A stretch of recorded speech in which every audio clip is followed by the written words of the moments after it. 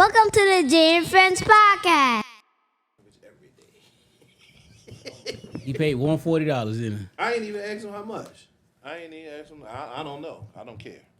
I wouldn't be there for that. You know what I'm looking for. Chi-Chi, where's the yayo?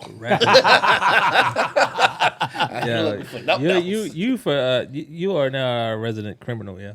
Yeah. Anything criminal. Now, we have a correspondence on the ground. He's coming in broken, but Man, fuck going. But like, I don't even know. Like, he said because he got a girl, whatever. So, but he was like, she was mad that he had went.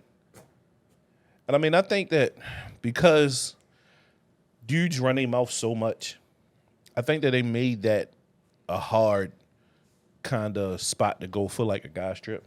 Yeah. Because so many guys have ran their mouth to other women or other people and like, yeah, they be down there selling money, they be $2. I mean, realistically though, like any of these vacation spots, they out there selling pussy. So it's like it's almost the expectation. So like, even when I told my wife like we was going to DR, she was like, all right. Like, she know what time it is. She ain't dumb. You know what I'm saying? Right. I mean, not saying like I'm down there doing it, but she know what goes on down there. You know what I mean? That's like, boom, we take a Vegas trip. There's so much shit in Vegas to do now, right? So, I mean, you got the Raiders out there. You got basketball games going out there. You got concerts and everything because you got T-Mobile Arena, right. UNLV Arena, and everything else. So I got to go to the Sphere. We can go. The Sphere is hard as shit. The tickets ain't cheap. I know what it is. Run it up,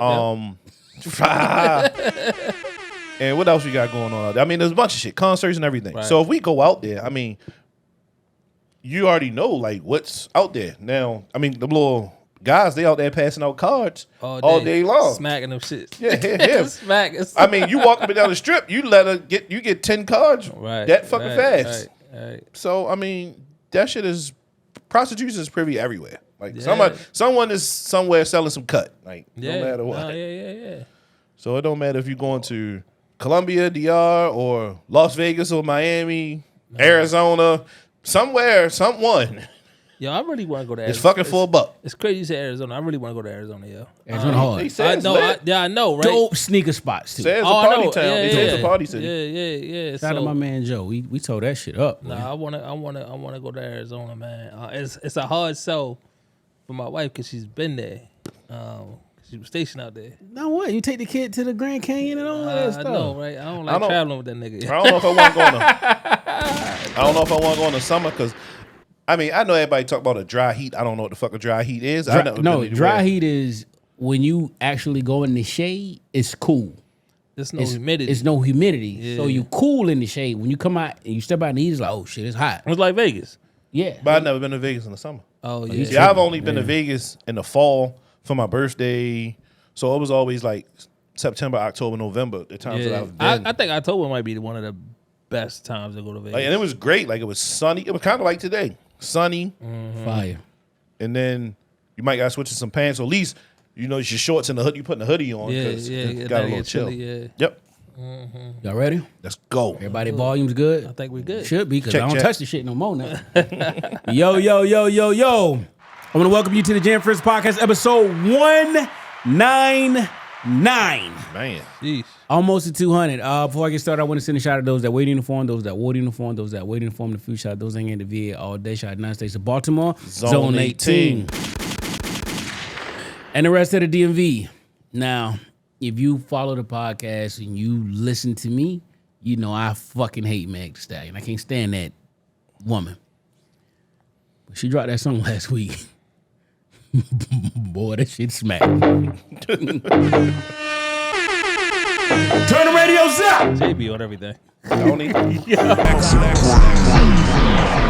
Welcome. Jam Friends Podcast, episode 199. Yo, man. You know there's 6 writers on that Meg Thee Stallion song? Wow. It's about 4 producers as well. It wasn't just one dude. 3? Yeah. Okay. Derek Milano, Bankroll got it, and Sean the Source Jarrett. But it's 4 writers on that one. It's one of the dudes is 6 writers on that one song. It's one crazy. Of the producers is Black China's new dude. Probably Bankroll got it. He was on the interviews like, oh, she be introducing me to God. Hey, shout out to her, man. Yeah. Shout out to Black China, man. She changed her life around. Yeah, I love it. I love it. I love it. I love it. Yeah. Angela. We need more people. Yeah, shout out to Angela, man. DC's own, right? Yes, yeah. Is she from DC? Yeah. Oh, Who you I think didn't know Tokyo Tony out here? She twerking in these streets. I never knew that. Wow. DC. Okay. She's home. Oh wow. Okay. Shout out to her, man. Yeah. My ain't shit, but whatever. All right.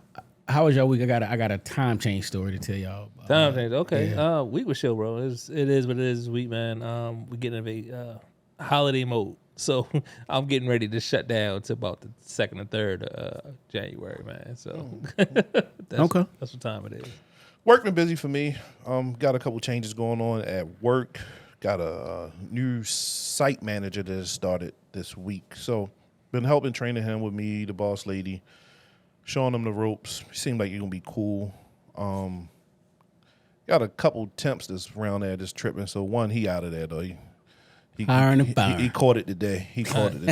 Real quick, like so. I've been, peeping Shorty out because it's like he be disappearing and shit. So yesterday he played a disappearing act. I said, all right, I'm on his ass today. No Dwight Howard. So like, I saw him for his 15-minute. Saw him for his half-hour lunch. I said, all right. Took his half hour at 1:30. All right. So about 2:30, 3 o'clock, can't find yo. 4 o'clock, can't find yo. 4:30, can't find yo. So then he'll just pop up out of nowhere. So I said, God damn, Batman, where you come from? I was like, huh? I said, Shorty, I don't repeat myself.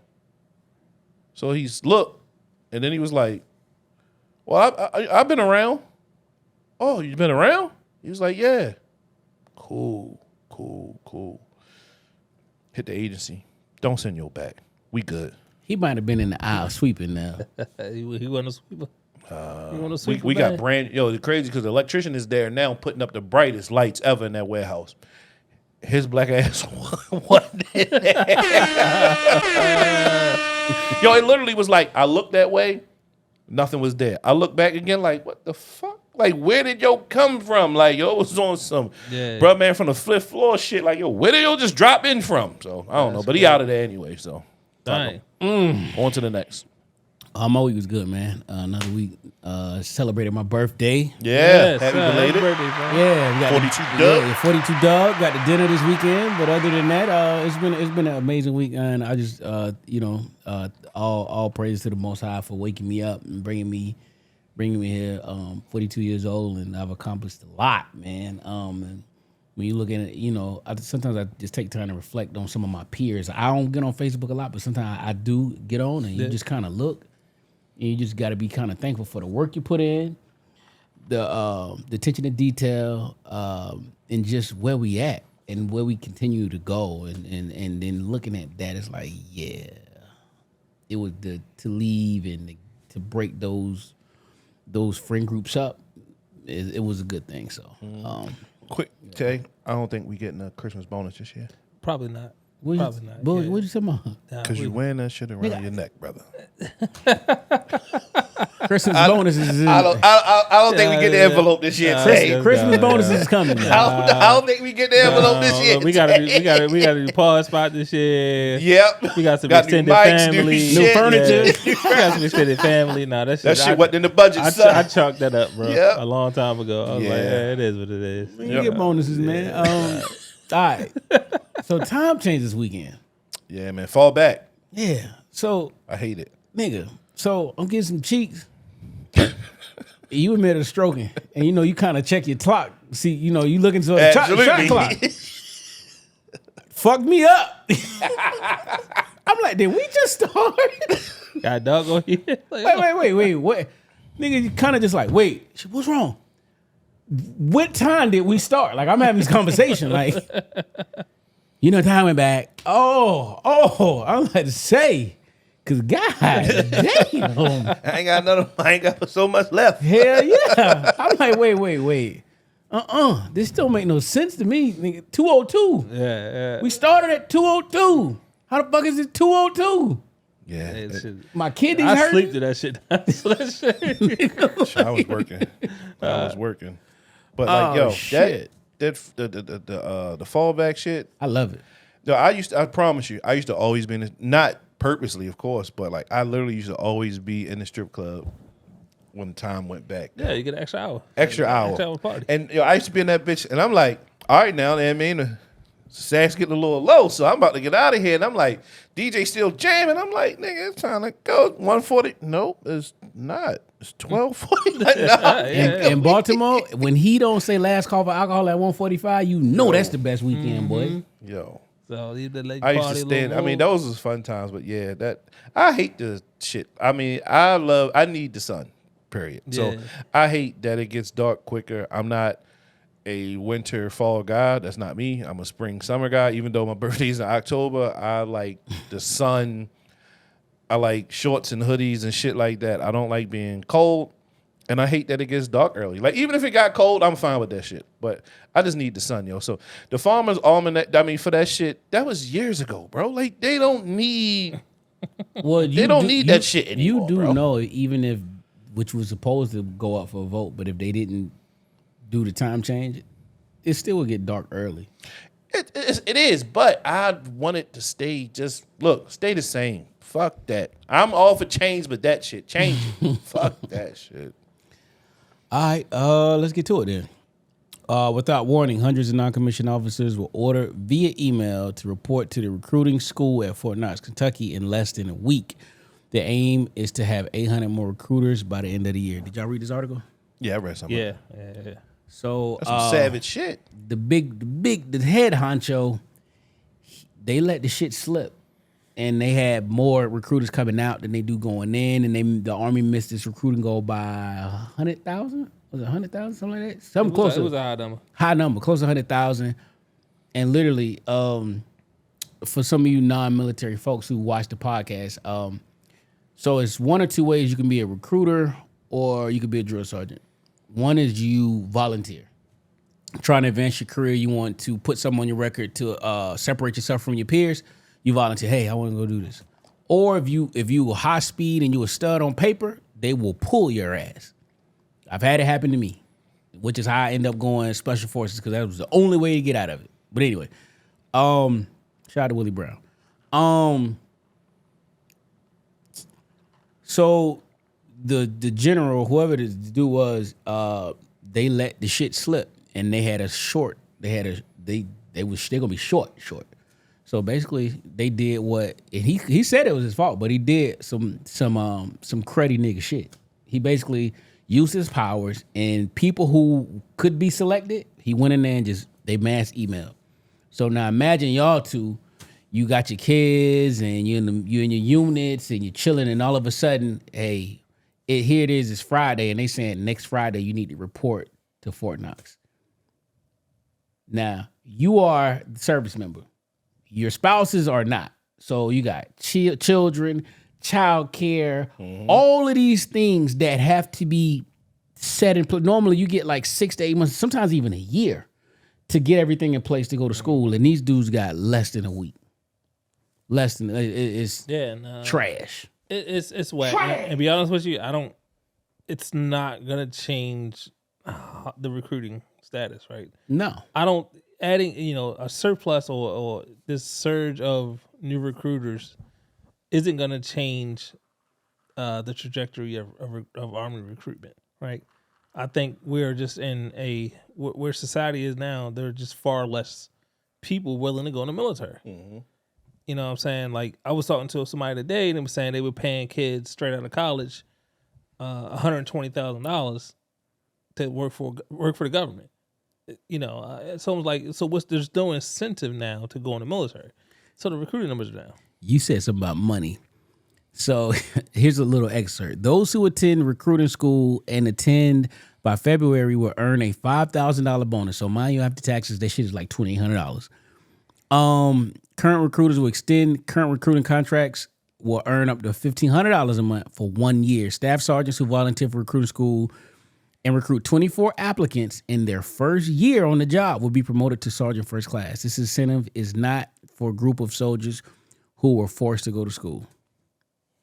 But what if I don't? So it doesn't apply to the other people that they bingo. And again, thank you. If you already counterproductive. if you I mean, like, if you're in the military, like, you kind of don't. you don't really have anything to say. Like, all right, it's not the best of situations, but you kind of do what the needs of the service are, right? It's kind of like, all right, well, this is my profession. This is what I'm expected to do.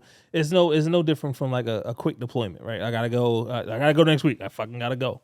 It is a lot of uncertainty with that. You're talking about kids, people getting settled. It's hard to have to move a family because necessarily you go to school in Fort Knox, you get your recruiter duty and whatnot, and then no telling where you're gonna go be redeployed to as a recruiter. But that's not the root cause of why the fuck they're having a shortfall in recruiting numbers. That's not the root cause. It's I only had one recruiter here, so I couldn't recruit 3 other people. No, it's not the fucking issue. Facts. It's not the issue. You're covering up the fact that you're just not retaining, and you're not recruiting new talent. You podding, because the next part I want to talk about, it says the services have been struggling with recruiting since COVID-19 pandemic. The Army has attributed many of its problems to a shallow pool of qualified applicants and relatively a healthy job market. Recruiters have fought to find applicants who are fit enough to serve amid the nationwide obesity epidemic. And basically what they saying is They call all y'all motherfuckers fat. no, they're cutting the requirements Right. to join. Which is I'm trying to find it, but it's wild, man. Yeah, no, I can't find it, but yeah. But so what if I don't go? What if I say You can't. I'm not uprooting my family. I'm not quitting my job. My wife is not going to quit her job. I'm not fucking going. Well, your So- job is the military, so that's So- Right. All right, so if you in, it's one or two ways you could not go. Well, probably 3, but I'm gonna say 2. You go special forces. That trumps everything. Period. You go special forces, you can get out of the orders. Second is if your credit has to be A1 for recruiter. If that shit ain't A1, like my recruiter background took longer than my top secret. Why? I don't know, but that shit bought me time to get out of the recruiter orders, which I thank God for that. But I got my top secret clearance back way before a fucking Army recruiter background check, and I don't know what the fuck they looking for. I don't know. But if your credit ain't A1, cool. So I would advise somebody like, yo, if you really don't want to go recruiting, run them credit cards up real quick. Just run them up real quick. You can pay it back, but run it up real quick, because they're gonna ask you. They're gonna send you an email and say, hey, your balances are pretty high. You gonna do something about it? I can't. All right, they're gonna take you off orders. My guess is these. I mean, honestly, these are probably, if their name was already, if they were already in a pool of names, to Well, they scan your records. well, So but they probably already put in for recruit. I'm sure they only submit so many people. I'm telling you, I did not put in for recruiting. Oh, really? They scan Yeah. your records for the best qualified. I don't know what they're looking for, but like Yeah. they call it DA select, Department of Army select. If you DA select, I don't give a fuck. What only way out of that shit is special forces, or like you be like, I want to volunteer to be a fucking drill sergeant, or a career counselor. Career counselors are the ones that like y'all in the unit. You be like, let's say y'all truck drivers and y'all go to school and you raise your scores. Like, y'all want to change my job. What can I do? I'm the one that's going to help you do that. And then once I help you do that, 9 times out of 10, it's time for you to re-enlist, and I'm going to hand you over to an in-house recruiter who, you know what I'm saying? Yeah. Retention NCO who going to help you re-enlist and do everything else. So. Yeah, I look, looking at the whole picture, man. It's a shitty place to be in. But it's the needs of the service, and you kind of really can't. Outside of what Jaden mentioned, you just really no way of getting around it. No. The general said, I want to apologize to the soldiers and families for receiving the last minute notification. The mistake is mine. It's not lost on me, particularly at this point in time on the cusp of the holidays, the impact it has on our soldiers and NCOs. Yeah. Oh, here you go. The mad dash to fill the recruiter rank says the Army dismissing minimum standards to send soldiers to school, including, now this just to go to recruiter school, including the requirements. They have to pass a fitness test and be in compliance with body weight standards. According to an email reviewed, some soldiers were set to be drill sergeants will be reassigned as recruiters. Wow. Yeah, so They they really just They not- changing everything around. They somebody looking at the manning, you know what I'm saying? Yeah. At your point, like, yo, I got this many sweepers, this many drivers, and you know how many people you got to call the agency for to backfill. Somebody didn't check their email or something. And he was like, 10,000? We fuck you mean we need 10,000 recruiters? You know what I'm saying? Or whatever to me, 800 recruiters? That's 800. Is a lot. Now, and because the school I want to say is 8 or 12 weeks, yo, that's a lot to do, and you pushing these people through. Yeah. And that's one of the hardest schools in the military. So Now I'm gonna track this going forward just to see what happened? yeah. Like, you know, what's the outcome of this, right? So like I said earlier, it was that adding 800 recruiters isn't gonna change. It isn't gonna impact the root cause of why people aren't joining the military. Yeah, You can put a squared away motherfucker in front of me all day that's telling me about how great the military is, but if I'm dead set on not joining the military, I'm not joining the military. Right. I mean, because we've been talking about that for like a year and a half about how low the numbers are all the way around the board, but definitely at the military, with the military, that no one wants to join. So, like I say, for a year and a half, at least for us, later, you still have the same problem. So On the cusp of Israel and all this other shit going on, like who the fuck really want to go knowing that it's the uncertainty of I don't know what we gonna do. Yeah, I mean, so and if that wasn't going on, this shit probably would be going on even longer. More people probably been leaving out if you didn't have the situation going on. even if you in now, like people that are in now, like it's not even when we were in the sign on. I mean, the reenlistment bonuses are high. We were still in Afghanistan. We were still in Iraq. The reenlistment bonus was high. It was crazy because they you know what I'm saying, we really needed people then. So now those things, those incentives aren't there. The reenlistment bonuses aren't there like they were before. The enlistment bonuses aren't there like they were before. So there's no incentive to join the military. Yeah. You can only sell a motherfucker on school, but so much. Fuck that. You know what I mean?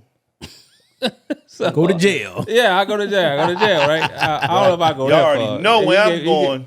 You gave me the option. I'm probably gonna go to military still. Club Fed. You already know where I'm at. Now, knowing where I'm like, considering like where I'm at now because of the military, like I would still choose the military. Yeah, but it takes the right motherfucker. It takes a veteran to tell somebody that's going into the military that like, yo, there's you know, look through the next 4 years or 8-year contract and see on the other side of that where you can be at in the future. But those fucking recruiters don't know nothing about the military. And then the military just fuck them, so they going in there like, man, fuck this shit, dog. Bingo. What we got next? What was that? The DMV shit with the winter? The fucking winter in the DMV. Winter in the, it's about to get cold. So the winter the meteorologists, they say expect more chance of snow and blizzards this winter with the potential strong El Nino in play. The 2023-2024 winter season will forecast more snow than average winter in the D.C. Metro, North Virginia, Maryland area. When I looked at that little graph, it was like it's 12 to 24. Yeah, it's 12 to 24. I thought 24 inches. Mine was more in detail. I think it said like 17.5. Oh, really? No shit. Wow. But 12 to 24, give it to me. Nope. Nigga, I love it. I was talking about that was eating. Nigga, I love it. Thank you. You know what? Give it to me between Monday and Friday. Nope. Like, we've got snow in the past, and it's been rough. It should have hit like Friday afternoon. Nope. You know what I'm saying? Fuck my weekend up. I need that shit to hit so they could like early release. Especially when you're in office. I'm not, no early release. For me, let that bitch hit. I don't want to Sunday shovel night. that shit. I don't want to see it. I don't want a snowball fight. So I don't want to make. What happens for you? Let's say it's Sunday and they're like, the snowstorm will come between 10 and 5 on Monday. Y'all going in and driving? Yeah. At 10 what in the point? morning? What point do y'all like halt it? Me and Jason will probably determine how the roads are. We'll really get out there and see. So like how the snow was like the last 2 years. I mean, we already get up super early. Jay get up crazy early. So Jay would get up probably like 1 in the morning. I'll get up like 3. He'll hit me like, yo, how we feel about this? And I'll look at the snow like, we can get it done. But no, see, the thing is with us. Yo, you that bitch ass nigga that say that shit ain't sticking. That nigga's a tyrant. Oh, no. No, when it comes to that shit, I'll be like, nah, I'm going to come get you. I'll tell you, I was picking motherfuckers up last year. Any year, be like, look, I will come get you in your truck. So as soon as we get there, it's already just drop me back off at the yard and keep on pushing. Like, where you get a Hummer from, my nigga?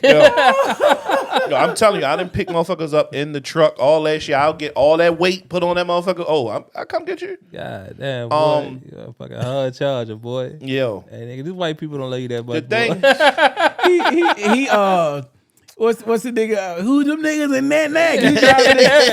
You driving the right. Yo, I really had a dude. He was trying to call, like he tried to call out. It was like, I was like, yo, where you at? He was like, oh, I'm in PA. For what? He was like, at my girl house. The snowstorm, baby. For what? He was like, because it was snowing. I think we got to work. Nigga, we drive trucks. Snow call, no show around this bitch. Like, so what are you gonna do if the place the load going ain't open? That's the thing when we determine how much so snow it is. So you have to hit them too? Yes. Okay. Yeah. So because a lot of people are in business parks and maybe that business park isn't going to get plowed. So they ain't gonna close that. Yeah. So they're going to be closed. So we take into account of that because we don't just want the guys out there just driving all the way to fucking West Virginia and no one's fucking open. There, And it gets like we got guys that go up in like Western PA and stuff like that, and that shit really out there. Yeah, it's really coming down. And so we'll just be like, no, just bring it on then. So it's times now we did work through the blizzard. The last one. The last blizzard. We worked through, we had no fucking business. Jay, we had no fucking business working in that shit. Yo, they had us in there and we delivering. I'm like, yo, this shit ain't stopping. This shit was coming down. I'm like, yo. I was at the old spot. Crazy. You know how the old spot was. You look out the window. Yeah. I'm seeing city buses getting stuck at the light in front of the crib. That's because our general manager, money hungry. He don't believe in shutting shit down. Run it. Yo, he will go back and forth with me and Jay for at least an hour or two. Like, we like, yo, Jim, shut it down, bro. Nah, Nah, I can't work with people like that. Yo, I can smell snow. You know, you can smell the weather with the rain.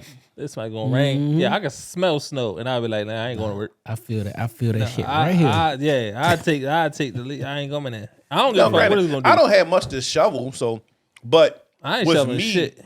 I got to make sure Jimmy gets to work because Jimmy got to go to work no matter what. That's different. She drive the bus. Right. Ain't no like, oh no, like no, them motherfucking buses still running, and she's further up on the podium told now, so she got to carry her ass in there no matter what. So that means I got to take Jimmy to work, or I got to make sure she gets to work.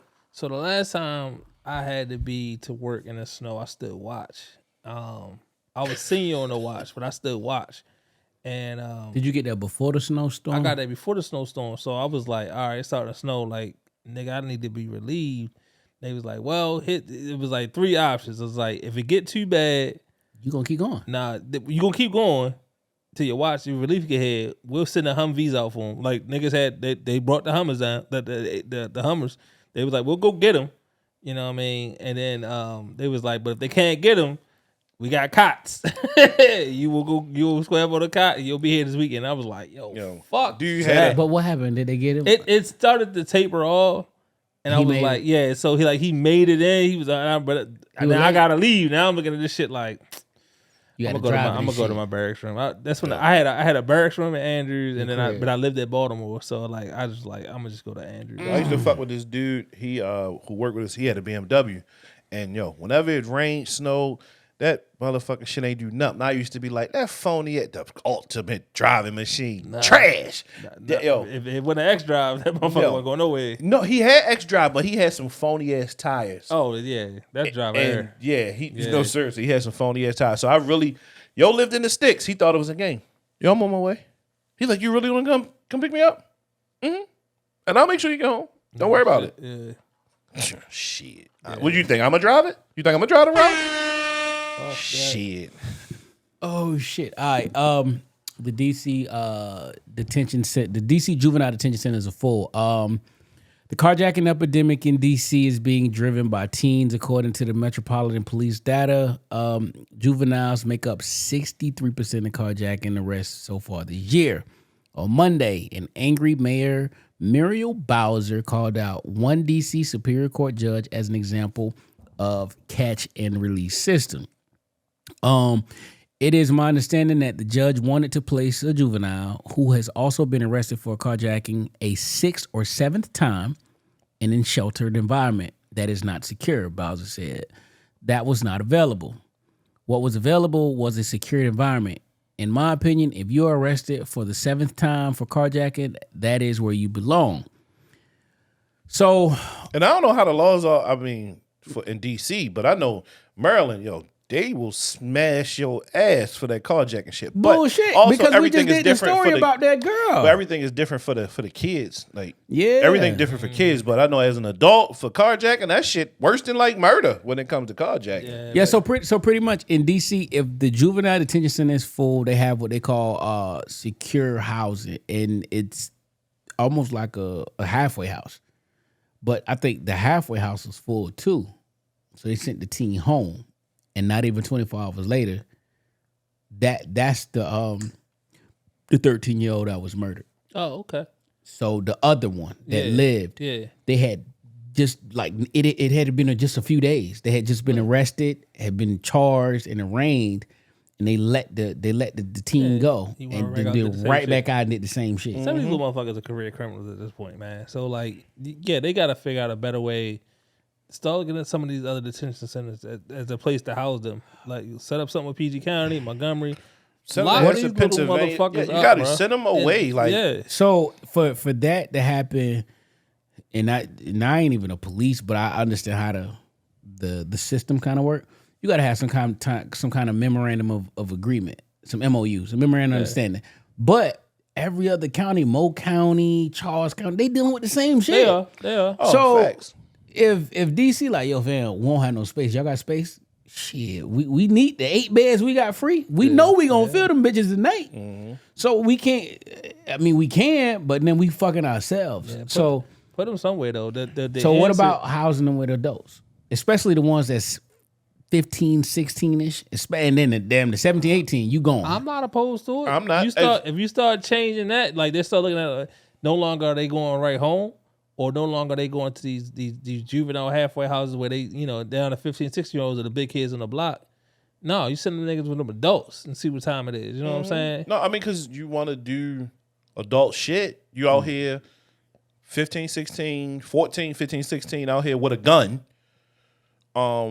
Robbing people just to joyride in their car. Right. Because that's all you want to do. You just want to joyride. Mm-hmm. Like these little fuckers, I mean, I'm pretty sure everything still exists, but they're like these little motherfuckers on some New Jersey Drive shit and trying to like go to the chop shop and make some money off of it. Like, no, y'all just want to take a car and do some donuts or some burnouts or some shit and then slam somebody's shit into the wall. Right. And get another one. Just get another one. Right, like, right. Nah. And I wouldn't be opposed, like, everybody, well, what if it was your kid? What if that little fucker was out here doing stupid shit like that when they know right from wrong and that they wouldn't have to be out here stealing someone's car? Because if you got your license, you would have a car, at least be able to drive mine. So, no.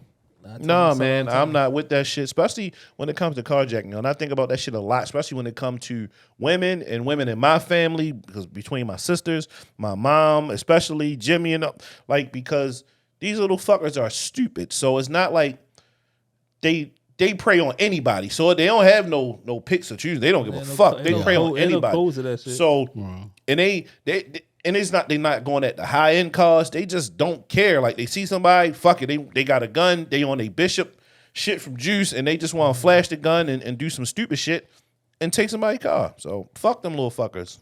I'm glad because I was like, when I was looking at it, I was like, I'm gonna fuck it, put them in there with the adults. But some people like, hey, you ain't shouldn't he shouldn't be there with adults. They gonna get raped and all that shit. Well, hey, all right, fuck them. I don't care. Yeah, me neither. I don't care. Lock them motherfuckers up with men and women. Yeah, they turn it into career criminals. Yeah, and I go back and forth with Princess all the time. And she grew up in New York and it was a little different. As kids, they did different shit. I'm like, well, whatever. But you knew right from wrong. You know what I'm saying? Just because you got away with it, you were doing kids. You thought it was kid shit. Like, no, you know right from wrong. When I was outside doing stupid shit, like I say, Dodge Caravans and Dodge Shadows and Neons.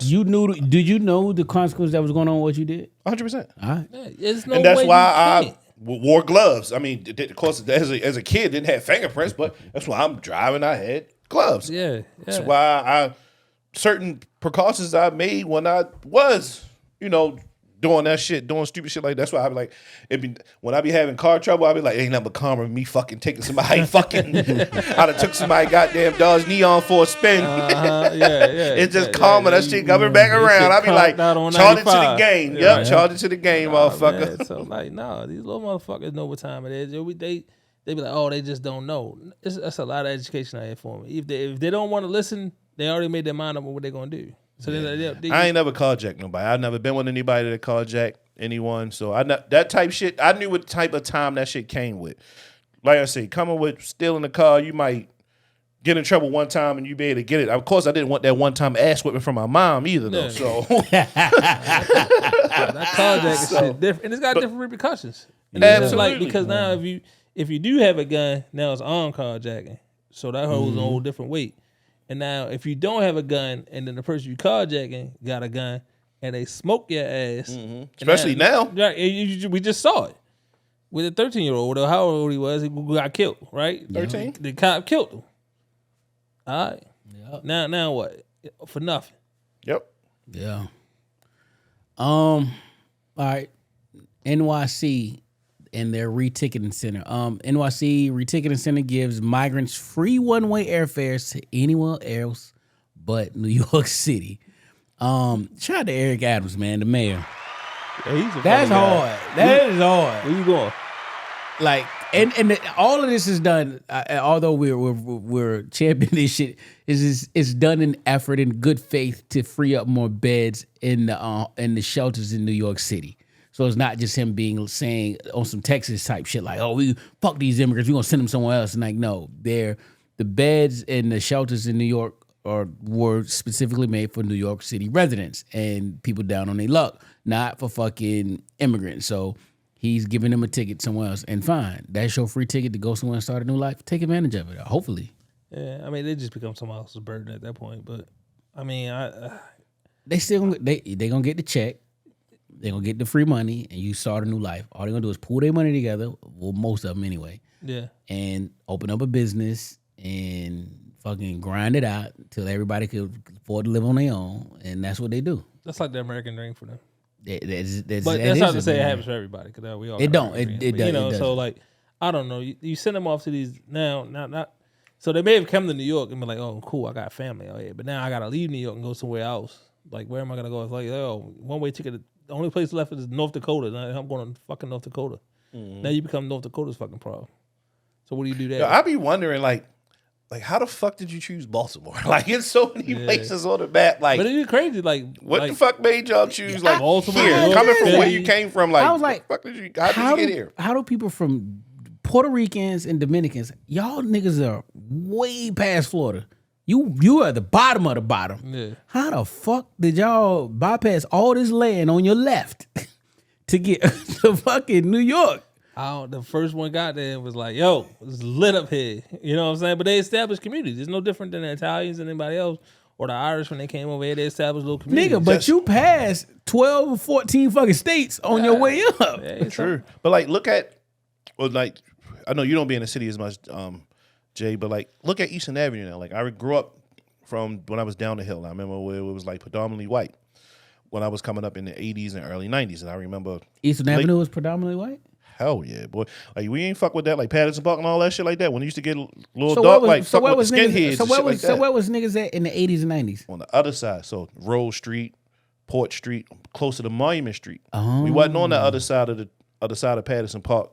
Where I would love to have seen that. Yeah, that's crazy. Yeah. Knowing what I know now, that's wild. Nah, we ain't, because we used to always be like, yo, the fuck skinheads gonna get us, so we ain't like play. Like all that shit. Like, it was white. It pushed. It is still up white. It's still, but all of it pushed over to that side. So like more like Canton area. Mm-hmm. So like we ain't even fuck with Canton that night because they didn't want us to do that.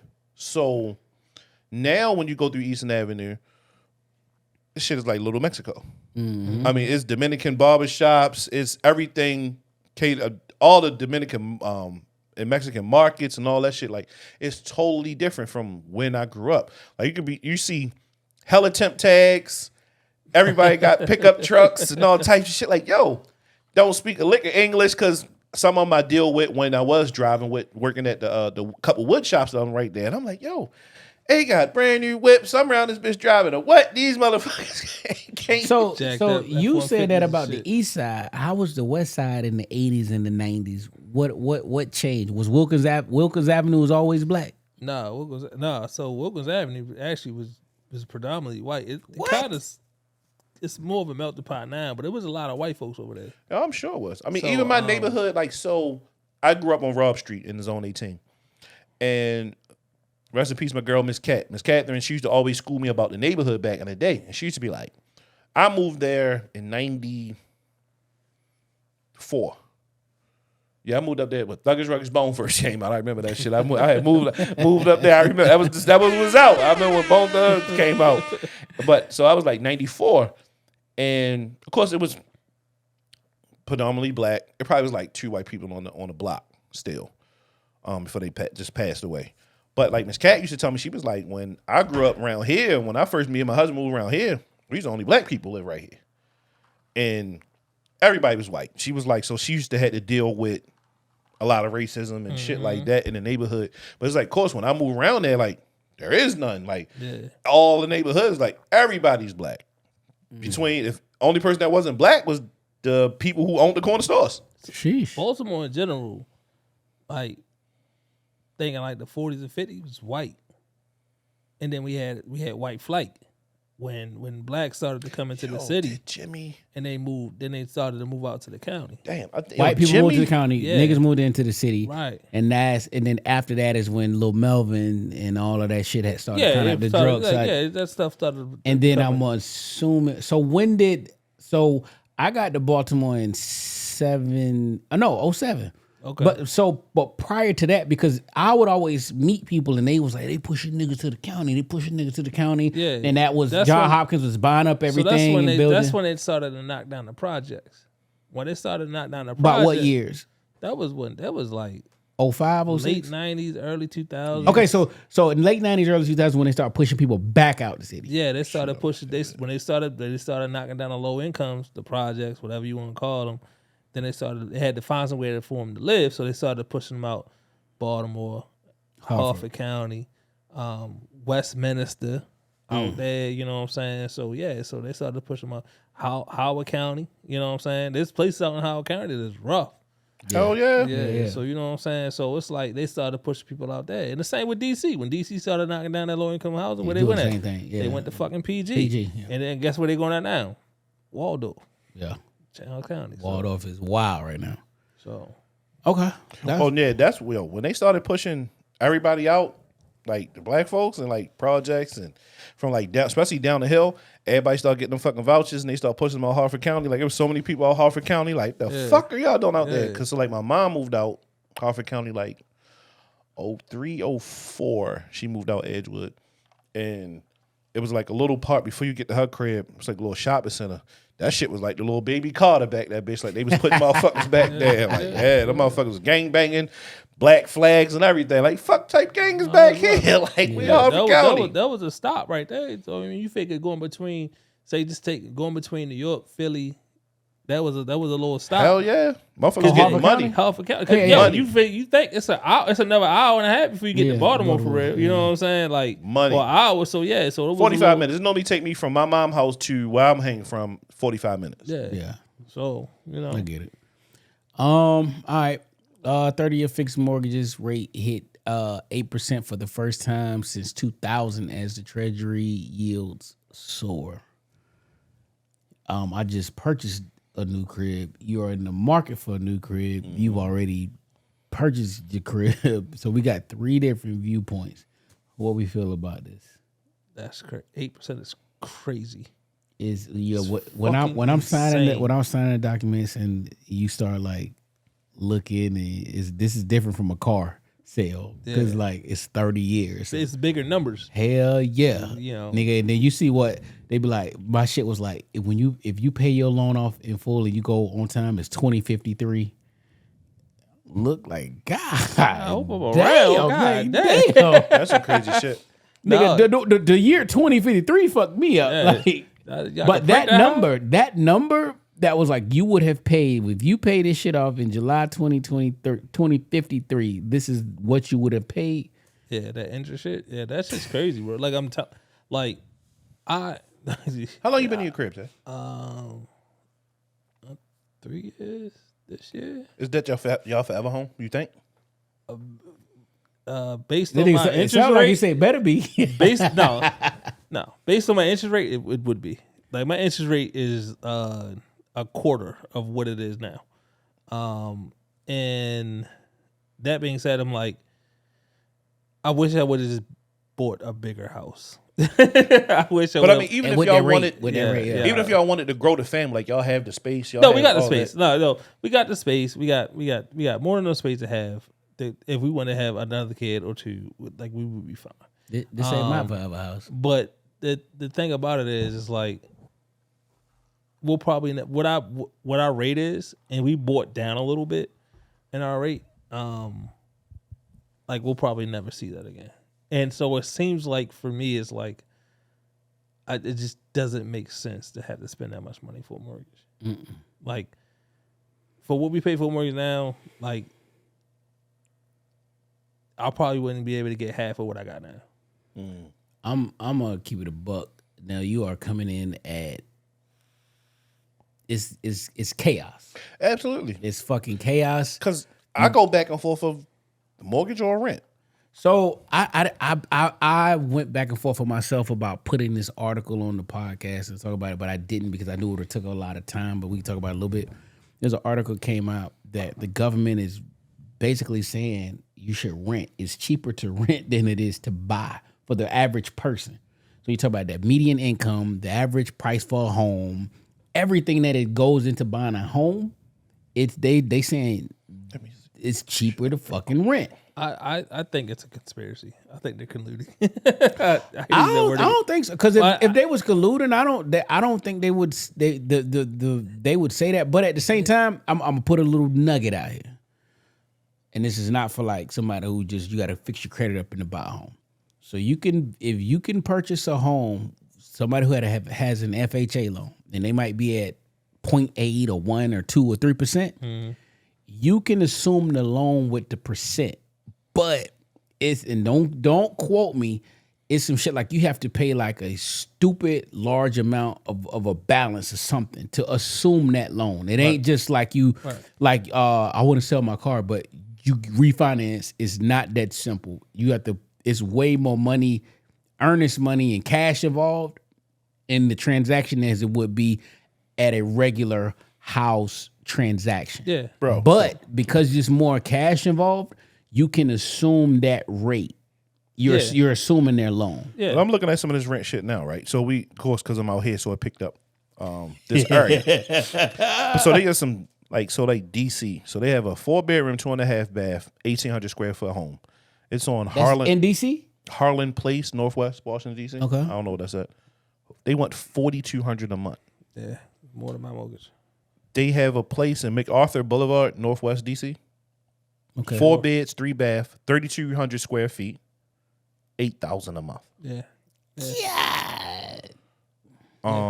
They have another place on MacArthur Boulevard, 4 beds, 3 baths, 2,400 square feet, $5,500. That 3,800 square feet, whatever the second one you named, that wasn't a small spot though. No, in the city, that's pretty That's big. a big spot. 3,200. Yeah, That's a big ass That's a big spot. spot. But $8,000 a month. That's a lot though. That is So- a huge house. So I for watch DZ a City. lot of guys on YouTube. They're apartment brokers. We'll just call them apartment brokers up in New York. So they showcase apartment homes in New York and things like that. And so some of the rents that I see them asking for like 1 bedroom, I wouldn't call them 1 bedroom, loft, studio apartments. Like what you just named, $8,000 would have been a studio in some of these New York neighborhoods. And so it's crazy, right? And it seems like DC is going to that route. And I just say like, and so hear me out real quick on my conspiracy with the rental thing is like the housing market had such a boom, 3 years ago. People were buying, money was cheap, people were buying, and people were leaving their leases, right? And buying homes. So now you got all these apartments, right? All these apartment homes and things like that, and homes that people just had on the market for rent that they couldn't rent out because people were buying homes. So I'm Me, I'm like, yo, they're colluding with the government to say, like, yo, jack the interest rates up, get people back in the rental market, so that people can, so we can rent out these apartments. You know what I mean? Like, jack the interest rates up. People have to go back to rental. You got a government talking about now. You should rent. Fuck my mortgage. Fuck my interest rate. Go rent your house out. So, real quick, so in Perry Hall, my way, they have a 4-bedroom, 3.5 bath, 3,500 square foot for $3,800 a month. In Perry Hall? Perry Hall. This motherfucker. Going through the pictures. I never would have thought I'd Going through see these the pictures day. though, and this motherfucker nice. Dude, going through these pictures. nice. This motherfucker nice. Look, it's not. But I mean, the difference between like, look at that. Like in DC, this same house was just $8,000 though. Yeah. In Perry Hall, this shit is $3,800. You paying for location at that point. Because this house actually is bigger. This one is 3,500 square foot. The other one is 32.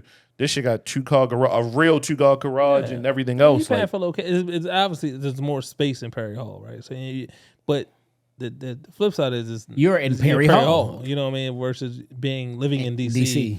You might not need a car. You can bike. You can walk. You know what I mean? Yeah, so everybody I know in DC who I still don't want to pay fucking $3,800 for no fucking rent. No, that's crazy. Like that's fucking stupid. So we say that. I was watching news the other day again. JFK had a home. He bought 3 row homes in Northwest, and he knocked the walls out. And the home recently sold for $4.2 million.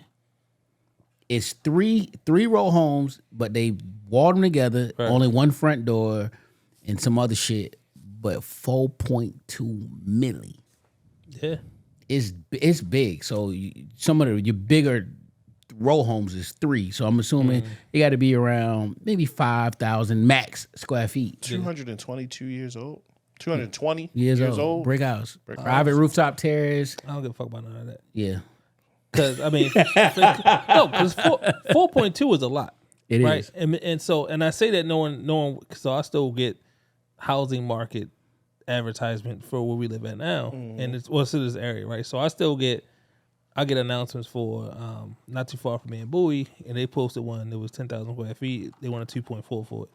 I'm like, goddamn, what I need to do? Like, who I got to sell? You know what I'm saying? Who I got to sell? This shit was dope, right? And then so I even look at 2.4, and I'm like, all right, bet it's 2.4 out here. But I've seen some shit come up for sale in McLean and like Northern Virginia. Yeah. So and 2.4 out there look different. Yep. Yes. You know what I'm saying? I've been in the joint. It was but you in McLean. Yeah. That shit was like I think it was like 3.4 million. I was actually delivering to the crib, so they just had the whole development. Nobody was there, no developer was there, anything. So I walked in the crib, got the pamphlets there. I'm like 3.4. It was like halfway done. Or was it done? It was done. Yeah, that motherfucker was done. They just was nice. finishing up something. Oh my God. So I'm like, I need to see what 3.4 look like. How so many car garage you get for 3.4? That shit had. It had a circle driveway? It was 6. It was 4 and 2. You could go upstairs, and it was a terrace to walk out a room to go through. Like everybody could see you and everything. Walk through and go downstairs to the 2-car garage. Yeah, that shit. It was nice. It was 4 connected to it, but the second one had like a catwalk that you can walk through. Like that bitch was crazy. Like yo, literally the closet was like a hallway. Yo, this is old days. So this is years ago. So I went. This is Nextel days. So I had Nextel. Oh wow. Okay. Yeah, I'm still working with the Nextels and shit. And I'm like, I took a picture, had to send that shit to my mom. Like, Mom, this shit is like I'm in a hallway. This is the fucking closet. Like, I'm looking at the plans like, yo, what the fuck? That's crazy. But the master bedroom actually was on the first floor. It's hard. It's not. So, like, when you first walk in, motherfucking Ena Pratt Library, you see the library right there. Library to your right. Of course, it had the elevator and everything in there. The movie theater seating was crazy, like a straight movie theater. Yeah. And so that house was crazy, but the one next door was like 4.2. That shit had an Olympic swimming pool in it. Like you can see from the outside, you can see inside, you see the pool and shit. But that shit was locked, so I couldn't get in there. I damn sure I was on my snooping shit now. Oh shit, let me get this motherfucker. I got to see, boy, like, yo. Yeah. I mean, cause to see those houses, yo, and I'm like, sometimes I used to take that way to go to like Leesburg to go shopping. I just want to take the scenic route and get the looking and shit. Like, yo, I really want to ask somebody like on my pursuit of happiness and shit, like, bro, what the fuck do you do? Yeah. Yeah. And that's wine country. So out there, that's wine. That's fucking money out there. Yo, People that McLean, yo, you get off at that exit, Football players. Wizard players, doctors, surgeons. I know they out there, but I'm like, it's more houses though. Like, you see them like that shit is crazy. What's the nigga that used to own Redskins?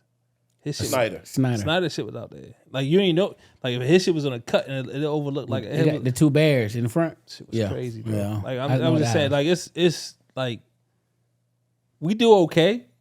Oh, that's a whole nother level. Yo. Yeah. And that's I mean, a whole nother I like level. houses. I mean, I like houses. Houses are. If you're gonna show your status, that's probably one of the better ways. That's how you drag it nuts. You know like I mean? me and it was crazy because like me and Jay, we were riding together the day before yesterday. Had to go pick a driver up in West Virginia, and we went up through Frederick and took a back way through Shippensburg, PA, and all this stuff. But we were like in Maryland. Yo, the houses and the land out there, bitch. I was asking Jay, like I be wondering, like, how the fuck do people be having all of this land? Like, what their great grandfather was just like, yo, all this shit is mine as far as my eyes can see. Right. All this shit is mine. Cause like, yo, how the fuck do people have all of this shit? Right. Nobody was buying land like that. No. So of course, when people was sometimes giving slaves land. It was so much. It's like, yeah, you could have this piece and put your house on this, and at some point this is yours. You work it off, you own it, and then that shit goes to generation to generation. You talking about watching my sneakers though? No. Jay, I work with. Jason, I work with. Oh, I'm about to say because Jay hit me up and on my birthday. He was like, I knew it was something I like about you, Scorpio. I hit him with the Mr. Miyagi.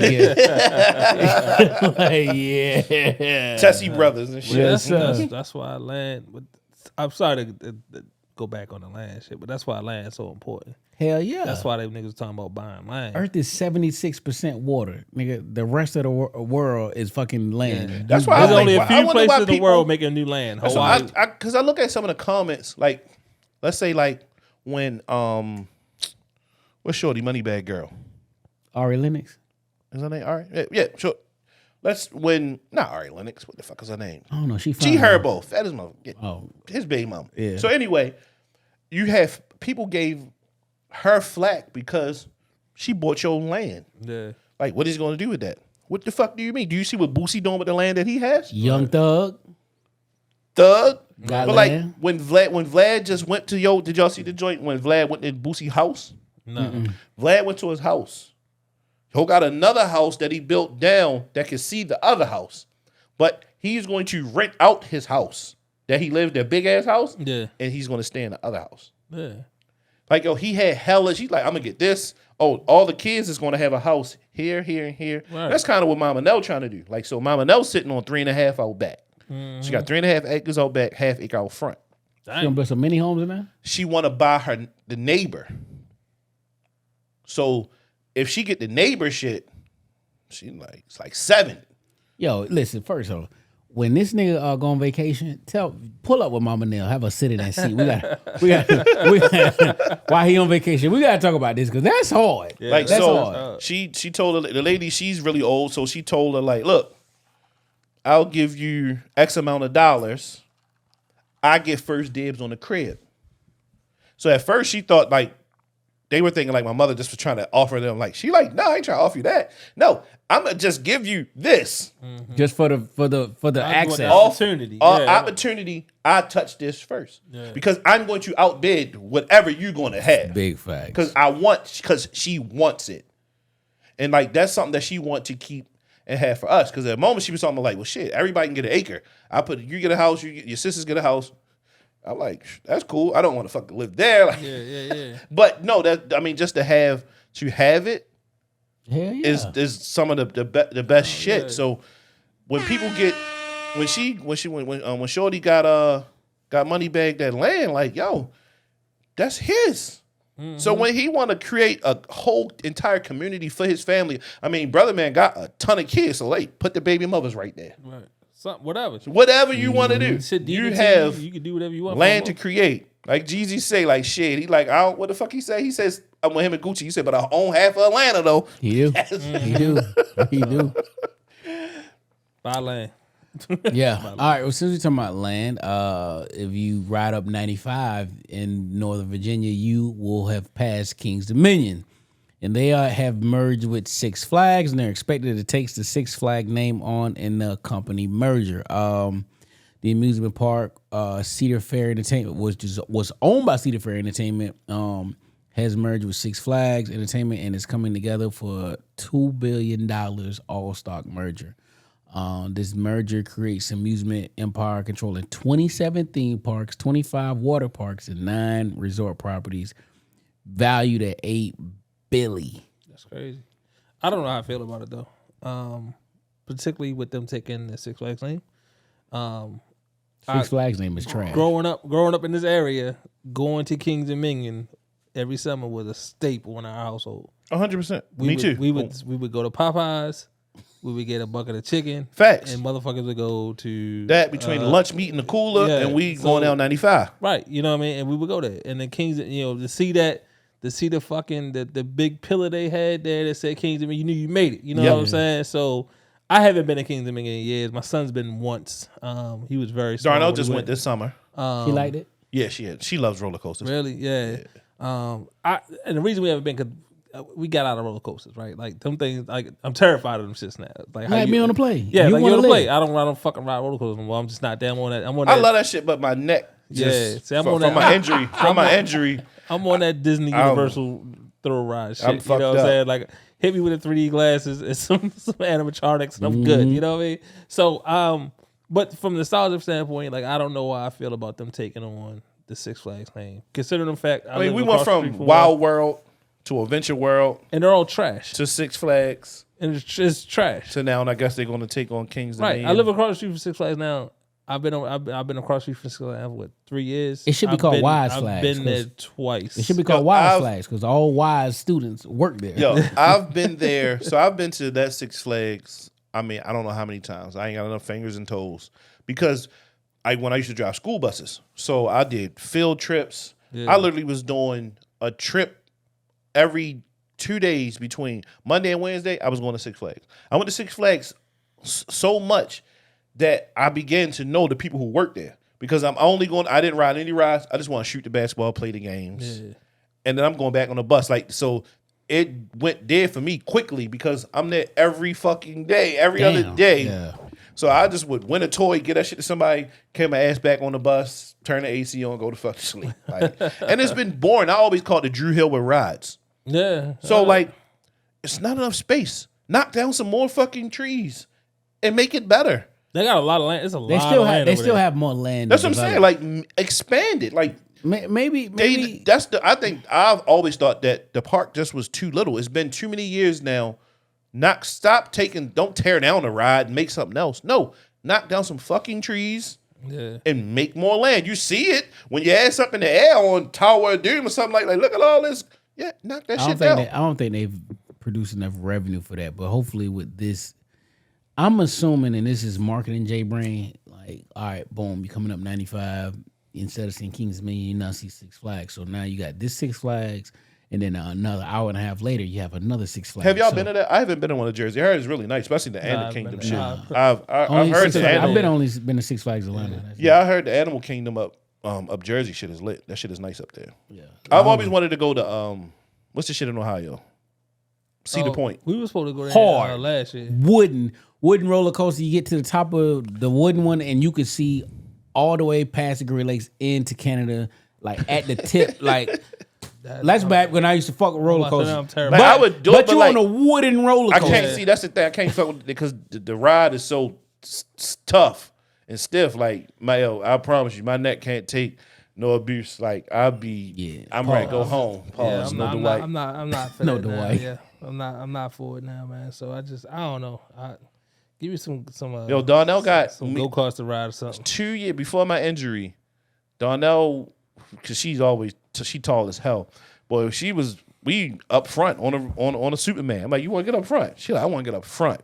Fuck it, let's go. And she was gun ho. Shout out to her, man. Little Darnell, she trying to ride, boy. Fuck that. That's why I'm like, yo, I had posted it before, but last year when we was at the state fairground at the fair, and I saw that ride. I'm like, yo, She keep testing my gangster about getting on this ride, but daddy wash, boy. Yeah. Daddy bear wash. Bro, I can't get on this shit. My stomach can't handle this shit. My body can't. I ain't Nigga riding shit pooping in the and state shit. fed. I'm out this I done seen motherfucker that like video. Ace on Paid in Full, I boy. know boy, that boy. video in. I'm My- not riding my- shit at the state fair, my boy. Monet, my body different.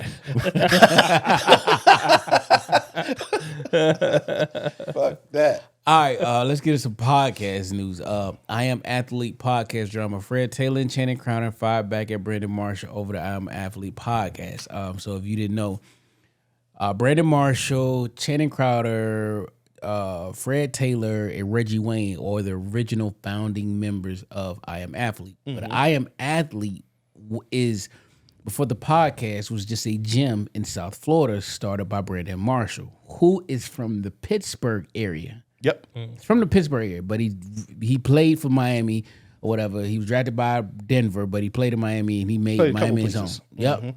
So when the podcast came out, he invested a lot of money, whatever, and shit, whatever. And for whatever reason, they split. But their Fred and Channing stories are identical. But the difference is Brandon's story and their two stories don't align. Hence the beef. I'm gonna get into for the first time ever why the Dream Team 92 podcast broke up, because this shit is all fucking lines. So I don't know if y'all got how y'all want to weigh in on it before I get into the shit. So now one part that I kind of sort of agree with Brandon, that he probably did come to Fred and then was like, yo, I'll pay XYZ. You want to get in with it? I'm listening to Fred. Fred probably was slow on the draw to like maybe wanting to like pay into what was going on with it. He don't really mention money when it comes to Channing or Reggie. It's more Fred when it comes to like money, because Fred was saying he wanted I think a 25% stake into the company, and Brandon didn't want to give it to him because he was saying that I pay for everything. I pay for when we fly. At the time, he was like a couple million in the hole. Yeah. So he said he paid for everything, and then of course Fred, his rebuttal was like, you didn't pay for anything, because most of the time we were shut down because of COVID. We were started just recording COVID. Yeah, we was recording in the studio. So what were you paying for? So I can agree with Fred on that. Because, and the one part that the besides public don't know, chef lady, what else was he paying for? Yeah, because they reached out to. So if you are a player of some type of caliber, you could reach out to the NFL Network and they'll send you a production team. So that's how the whole shit started. So you're getting the NFL production team from what, HBO Sports. Yeah, so he's getting a production team at a reduced price, as opposed to one of us reaching out and saying, "Yo, we want to use this production team." They probably charge $1,000 an hour or whatever, as opposed to this them. It's like $200, just $200 an hour, just bare minimum. We cover the fee. We don't want to make no money, but we want to cut. We don't want to lose nothing. So. And it'd be crazy because, like, you have these guys who's like, man, I don't want to talk about this. I don't want to talk about this no more. But then they go all the way in on the topic. And of course, like, from the outside looking in, the show had went left when Brandon had that meltdown about when they talked about contracts. And it was Ocho NBA Cinco, contracts, yep. NBA contract versus NFL. And Ocho was telling him that, and they were talking about like the protesting that was going on. And he was saying like NBA players can protest and basically say and do what the hell they want because their money is guaranteed. And he was like, oh no, there's only 3 people. I mean, he was very adamant, veins popping out of his head. He's screaming to the top of his lungs saying that only 3 people in the NBA contract is guaranteed. Shit. When no, everybody's, even the 2-way contract guys, everybody contract in the NBA is guaranteed. You're going to get your money no matter what. Players own 52.5% of NBA. They own the NBA. That's why the owners like when that Black Lives Matter shit. Oh, you want to put it on the court? You want to put it on the shit? Put it on t-shirts, because they know the players run the league, and the better the league is, the more money they make. So yes, I will take less money and give players control or whatever, because at the end of the day, the NBA game is in Asia. Mm-hmm. Like it's moving to Africa, shit like that. Fam, like we will make way more money with these niggas than fighting these niggas for this 2.5%. 2.5% that they got to break down through, I don't know, a couple 600 players, as opposed to 32 owners, and we're getting this much, $18 billion a year, and we got a new TV deal coming. The WNBA is fucking want to rival, like they're like crazy. So fuck it, we could put it on the court, put it on your shirts. You want this? Oh, we got a new commissioner. Wear whatever shoes you want to wear. And no more dress code. You want to wear sleeves? Wear sleeves. Right. All of it. Oh, you want to put David Stern rolling over in his grave with his advertisement on these jerseys. After the end of like right before David Stern's term, I mean, he did loosen up on some of the rules himself though, like far as them like with the shoes and shit like that. I mean, because it became asinine. Like, I mean, that's why like the NFL really is the no fun league. I mean, these guys get.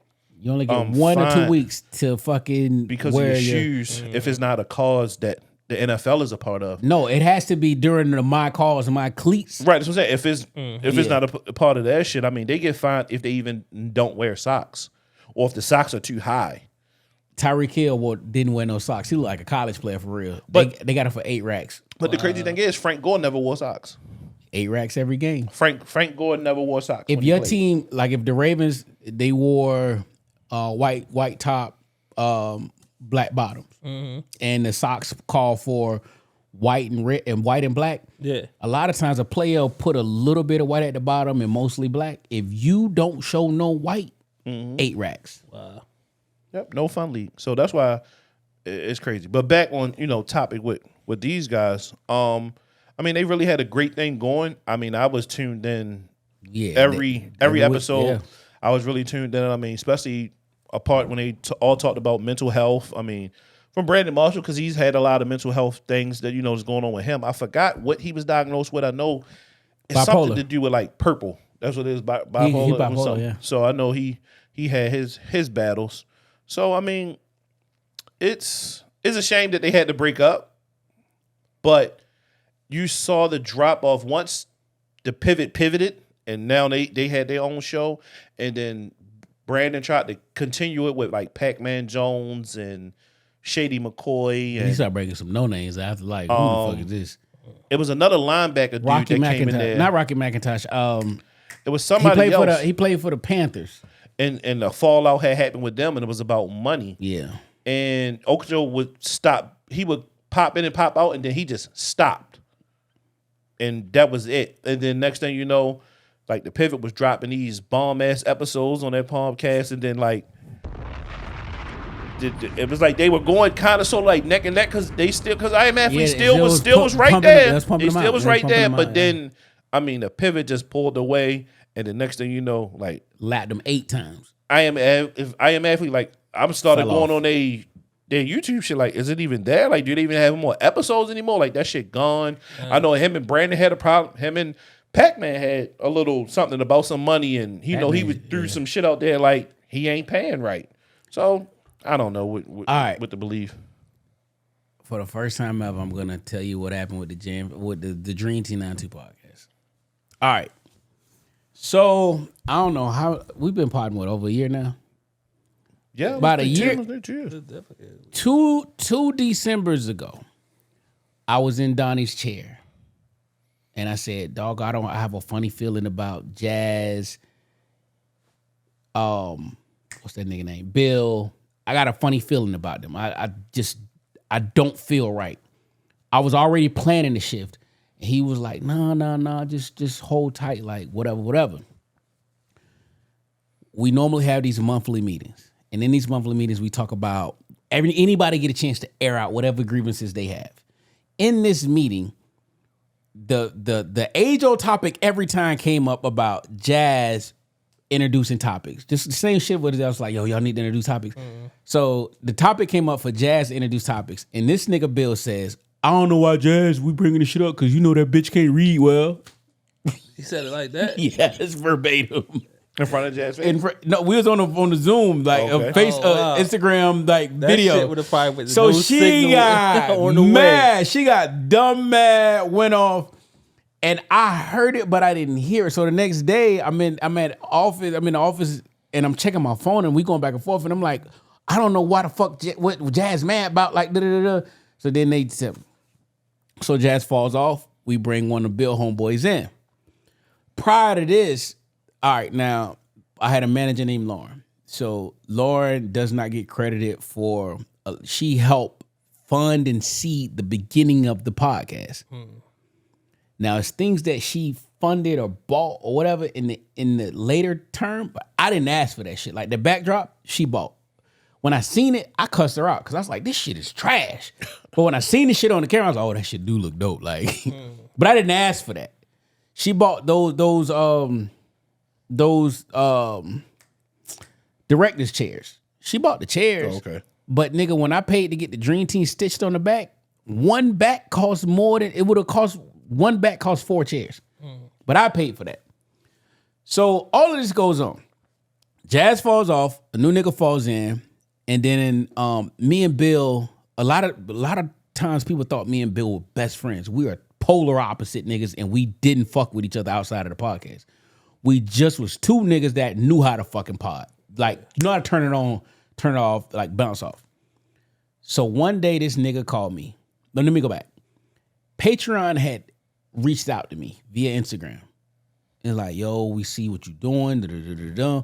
We would like to do a deal. So I'm messaging this nigga, not thinking nothing about it. And then all of a sudden, I'm like, if you really real, email me from your work email. Dude emails me.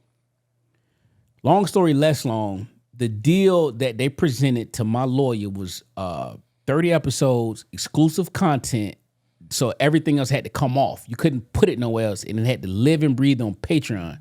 30 episodes, 30 racks. So I entertained the shit and didn't talk to nobody about it. Didn't feel comfortable about it because of it was other little. After the 30 episodes is out, it had to live and breathe on Patreon for like a year and some. It was just a lot of little shit that a lot of people wouldn't have looked at. So I wasn't feeling comfortable about it, but I still entertained the shit. So as this happens, a week later, Bill calls me on a Monday. Nigga never calls my phone. I knew what it was when I'm getting dressed to go to happy hour across the street from the Gaylord, since he bro ain't bringing that up. And he says, yo, can't do the pod no more. I'm like, all right, bet, whatever. But I already knew this was coming. So then I hit my lawyer, and 30 minutes after I hung that phone up, the contract comes in of the official, like, if you sign it, we good, we Gucci. So now at this point, I hang up and I call my lawyer like, yo, I got a podcast, but I don't have the niggas on the podcast that you think I got. So now in my mind, I'm like, all right, I know I got Nell. And I don't, at this point, I'm still thinking you live in Baltimore. Because I know that time, one time you was like, we was just going to rock, just me and you. Yeah. So like, nigga, I'm my mind is all over the place. I don't know how the fuck, because in my mind, I'm like, I want to do the deal, but I don't know what the fuck to do. Like, I don't have a cab. What the fuck am I doing? So before all of this, we used to record across the street from Druid Hill Park, in Moose House Studios. Moose House Studios used to be there for 3.5 hours. Used to be $150 an hour, but because I'm like, yo, we gonna be here every week, nigga was only charging me $100. 3 hours, sometimes 4. And by the time we leave, my mix audio file is in my email. $100. Yo, just give me 20 on it. Give me 20. Just give me 20 on the studio fee, whatever. Nobody never gave me. I ain't never get no money from nobody. So here it is. We are about 3 years into the podcast, and I'm about 50, 60 racks in the hole. The deal is on the table. So now when Bill quits, Jazz quits, all this other shit, now another nigga who was kind of in the mix, Trey. Is this one I like sat in for y'all like a couple times? Sat in that? Nah. I was just traveling. Okay. So the breakup happens. The deal is on the table. My manager now is involved, and they trying to reconnect me and Bill. Me and Bill gets on the phone, and only thing he wants to talk about is, I would like to see the Patreon contract. No, nigga, my first question to him is, what is your issue if you have an issue that you quit the pod because it was rumored that he had an issue. What is your issue? So if you have an issue that I say something is a topic we don't talk about, so that way we could focus on it and fix it. He never said what his issue was, but he kept saying, I want to see the Patreon contract. At first I said yes, but after I hung up the phone, I was like, no, because you didn't put in anything into this. So I would basically be giving you this contract to a bid against myself. You tell me your rate and I tell you if I could pay it at that point. So again, I passed on the deal and Patreon was cool with the shit. And then we just continued to pod. And then you came on. And then our viewership is just like, nigga, we got Baltimore. The DMV is locked. Like when you look at the stats, we got that shit on lock, boy. So, long story less long, I get this breakup shit because they've told their truth and now I'm telling mine. And let them tell it. The breakup came around episode 69 and whatever, but we ended up breaking up around I don't know, like 120, in the teens, something like that. But it was early. It was early. So fuck them niggas. Gang. Fuck them niggas. Fuck Bill. Fuck Jazz. Fuck Lauren. Fuck Johnny. Fuck all them niggas. And it's we goes back to that thing that will happen when sometimes you get in the elevator, everybody don't take the ride up with you. Yeah. A nigga gonna get off on the 17th floor if we going to the 100th, and that's fine. And there's people who gonna get on at 50, and that's fine. Yeah. It is what it is. And I ain't gonna keep it. I'm gonna keep it a buck. It's way different when you partying with people who you really friends with and you really know. Absolutely. And you really genuine. Like I could call and be like, yo, how the kid? Like I always ask about Amir. Like you take interest in that shit. Like, but if I don't fucking know you and it's just like we forced the fucking pod, but like that nigga Bill, everything about him is like black and white, nigga. Fuck white people. Fuck the government. Fuck this. And I'm like, yo, Bill is definitely a militant motherfucker. Well, I only met Bill once when I went to his crib to pod. But everything Bill about definitely is everything about this nigga is the government. He's in the Army Reserves and he worked for the fucking government as a finance clerk. So if you take the government away from you as a person, nothing. You are nothing. Yeah. But you're so anti-government, and that shit used to like nigga. On certain podcasts, we'll be in pre-production, but I don't want to talk about that shit. And I'm like, nigga, fuck that. We talking about it, right? So in the middle of pod, and he'll be like a little kid, like.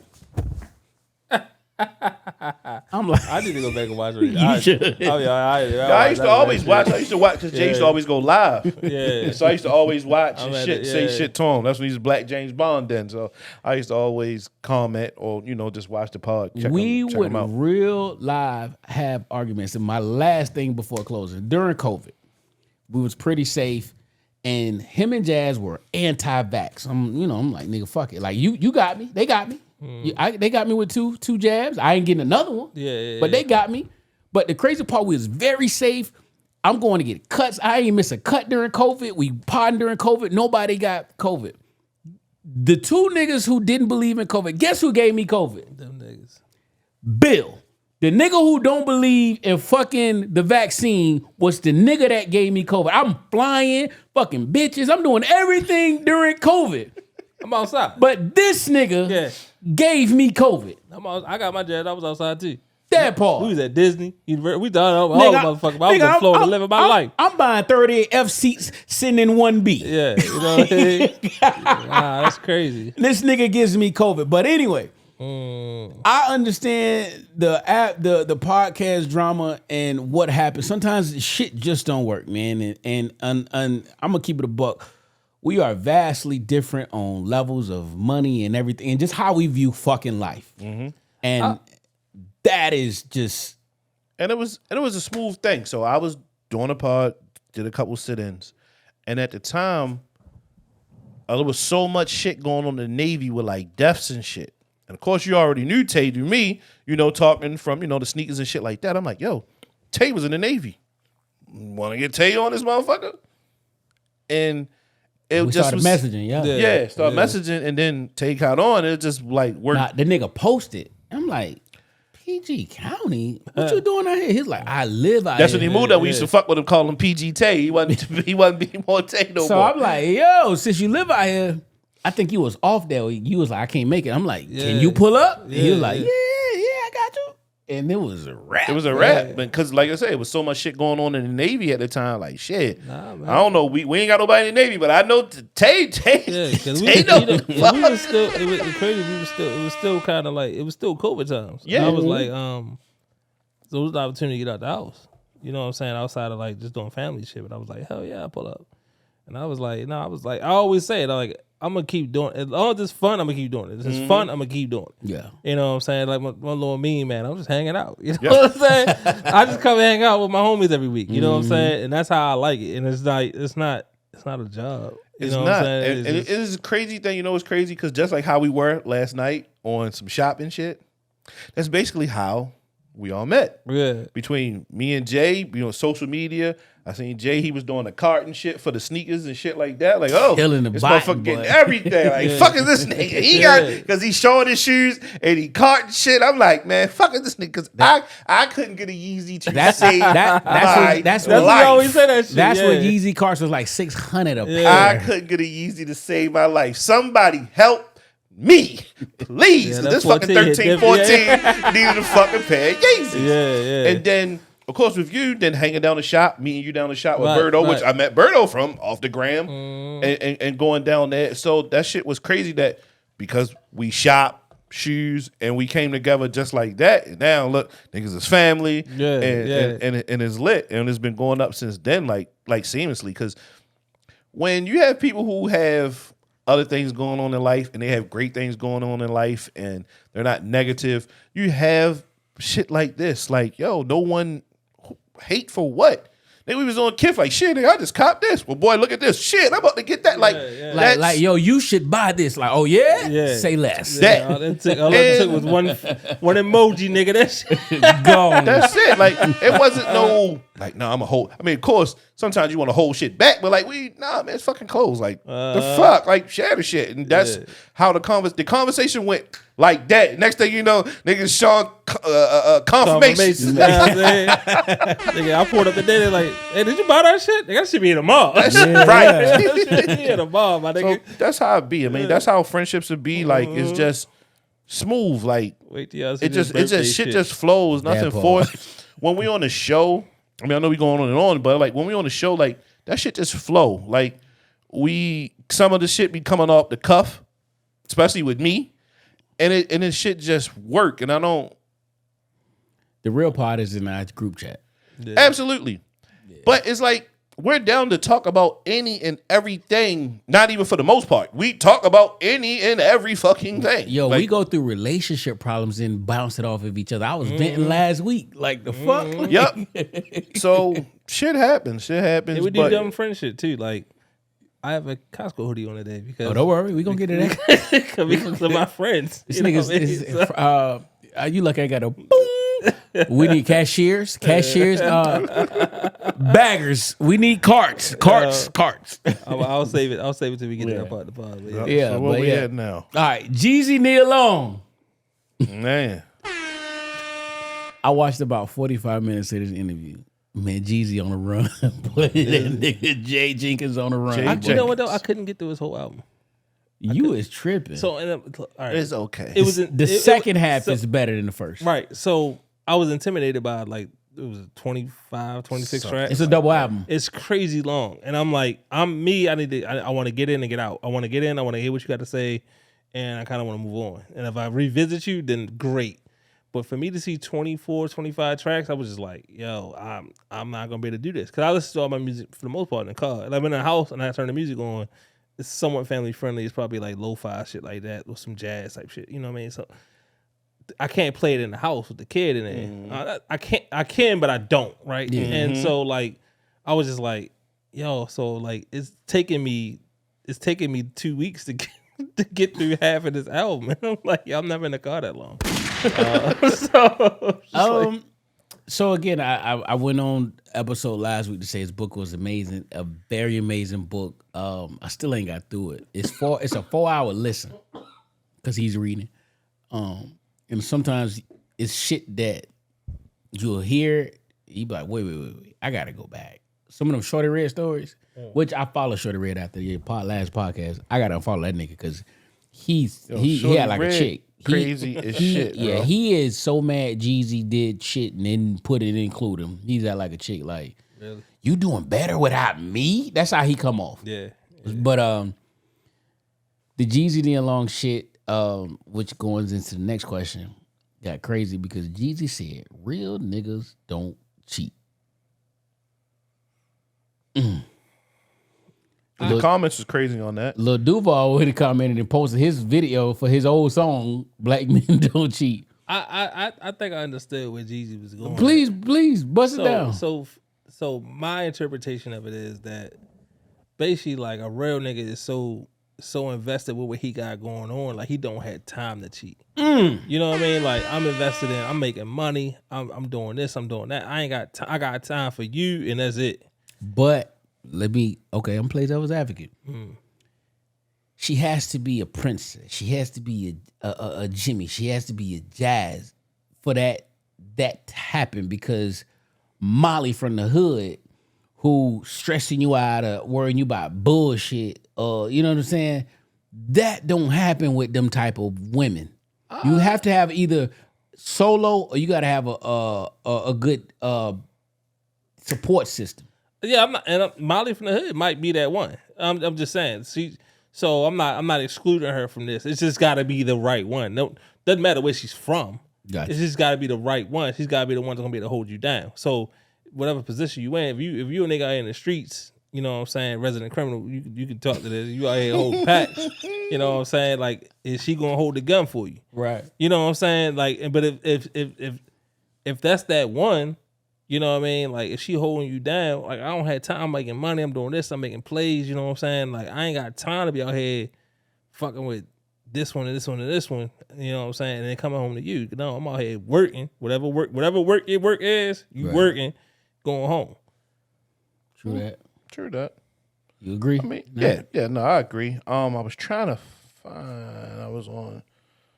If a nigga got time to cheat, shorty, he ain't out here putting all his effort into making money. Oh, 100%. Of course, Nia, she was like, she said she understood what he was saying when he meant, real niggas don't cheat.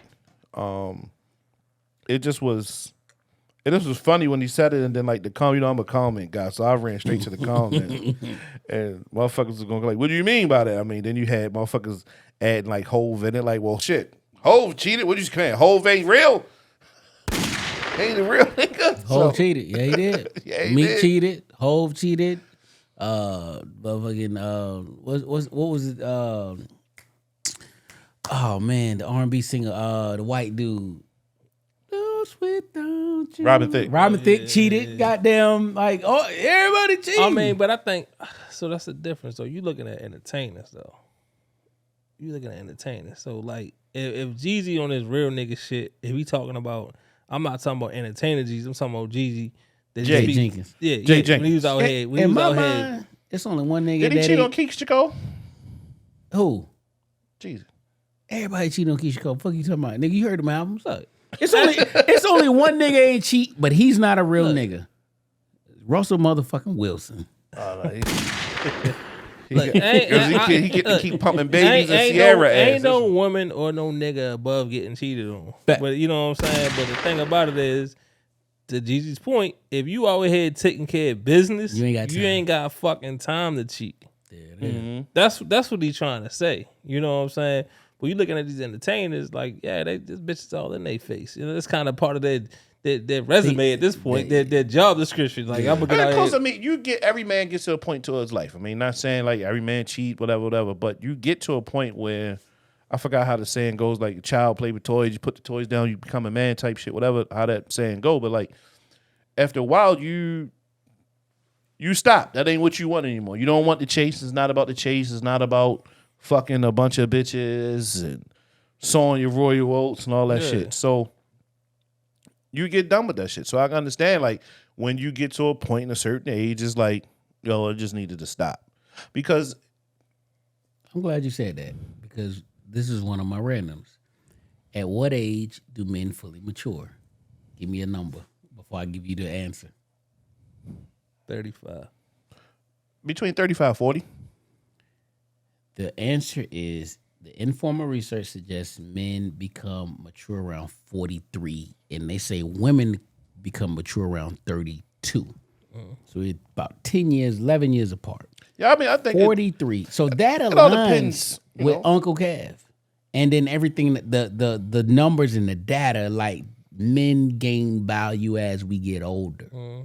And women lose value as they get older. First off, you already mature. Your bodies and everything matures faster than a man. And again, the man is a leader. It goes back into what y'all preaching, ladies. The leader, the head.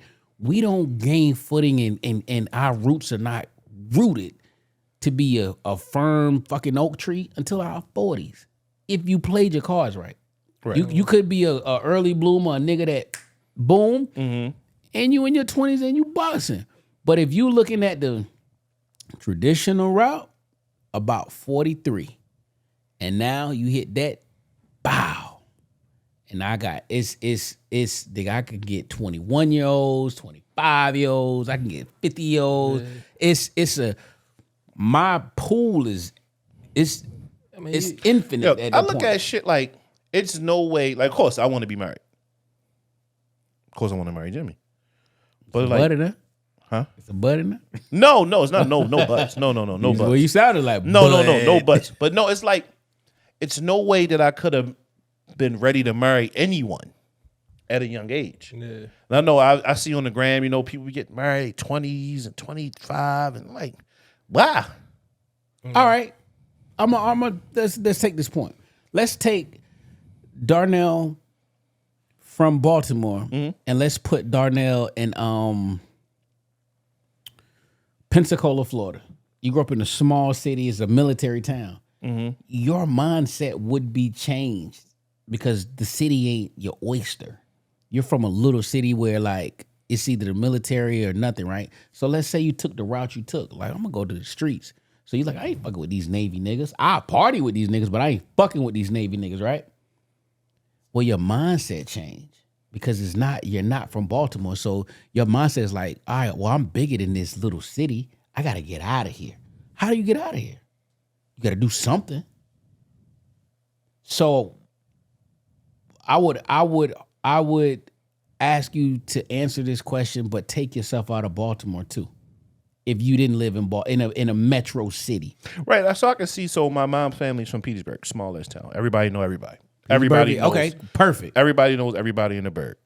So, and now with them, of course, it's a small town. So it seems like there, you marry your high school sweetheart or your high school girlfriend. Y'all get married. So what do you think would happen if you would have lived in Petersburg, grew up in Petersburg, born there, grew up there? Would you still would have been on the trajectory you're on now? No, I'd have been the same. I'd have been this. Probably. Now you're not a prison now too now. That's federal prison down there, but it's a minimum security prison that if you know the right All folks, details. that you can leave the premises. Don't ask me how I know. Now knows. Okay. So again, I want to know, like, if this is More than Monday morning likely- quarterback. If you would have grew up in Petersburg, Virginia, would you still have this same mindset because you grew up in Baltimore City? Knowing what you know. Knowing what I know, I mean, being me, Yes. just being me in the burg. I don't know, man. It probably just depend on my selection because for one, being down there, I would have been a superstar as far as basketball. Okay. As far as sports, I mean, they got some sports guys down there. Then my family is Moses Malone, so that alone right there going to bring me notoriety. So I probably would be feeling myself unless I'm walking around here like I'm prom king and I got my prom queen. And What about for you, Tay? I mean, honestly, I think everything. how old were you when you got married, Tay? I was This nigga, man, was 30. 30. So take you away from Baltimore. You grew up in rural. You lived in Pensacola. Yeah. So let's say you grew up in Pensacola. How would that have changed your outlook on adulthood, being married, the decisions you made, all of that?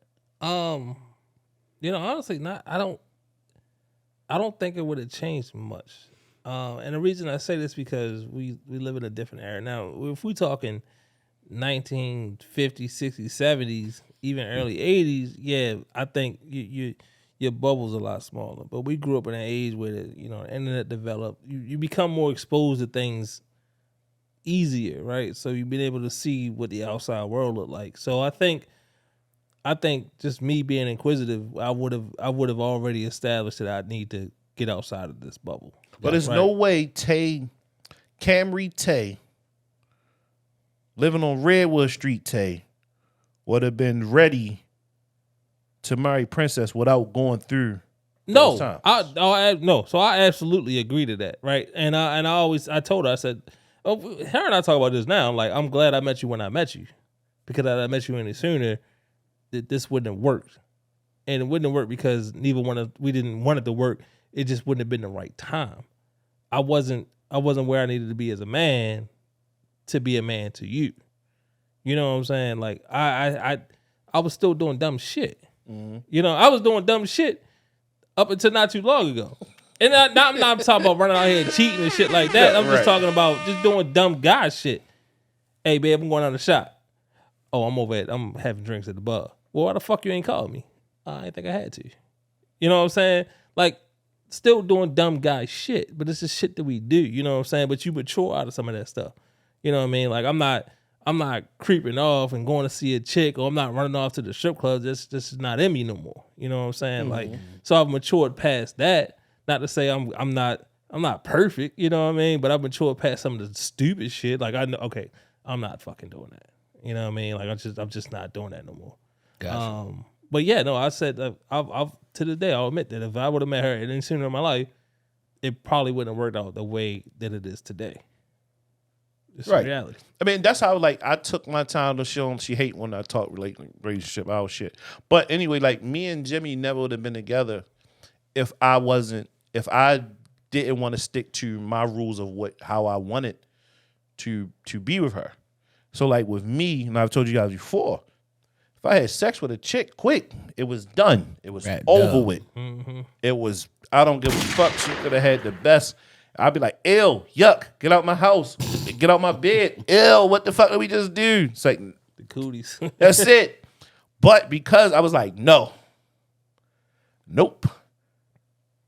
Even up to the chance when she took me to fucking Waffle House. You mean to drive for you? Yeah. I was like, no, because I knew, like, I wanted to make it work. Because without me, like, nah. Because I just knew me.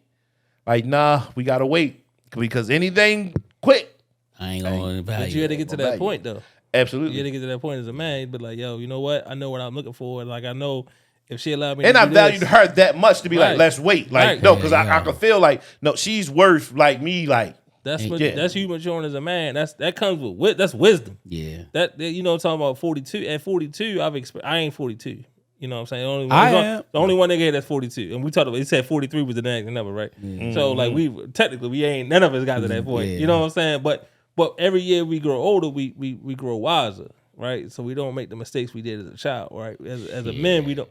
Not all. I see. No, but as y'all my friends, like, I've seen, like, not say y'all some cruddy niggas, but over just period, like the whole time we podding, I've seen y'all niggas level up and mature, and just everything is a little bit different. Yeah. I'm gonna tweak this and I'm gonna tune this because I want to be better than I was the last time, and I pride myself on being and surrounding myself and being in cahoots with niggas who are real niggas and positive and ain't on no fuck boy shit. Cause this niggas out here who really hang with just fuck boys. We still got a nigga counter, Jay, cause you're on the roll today. It's like we almost 2 years in.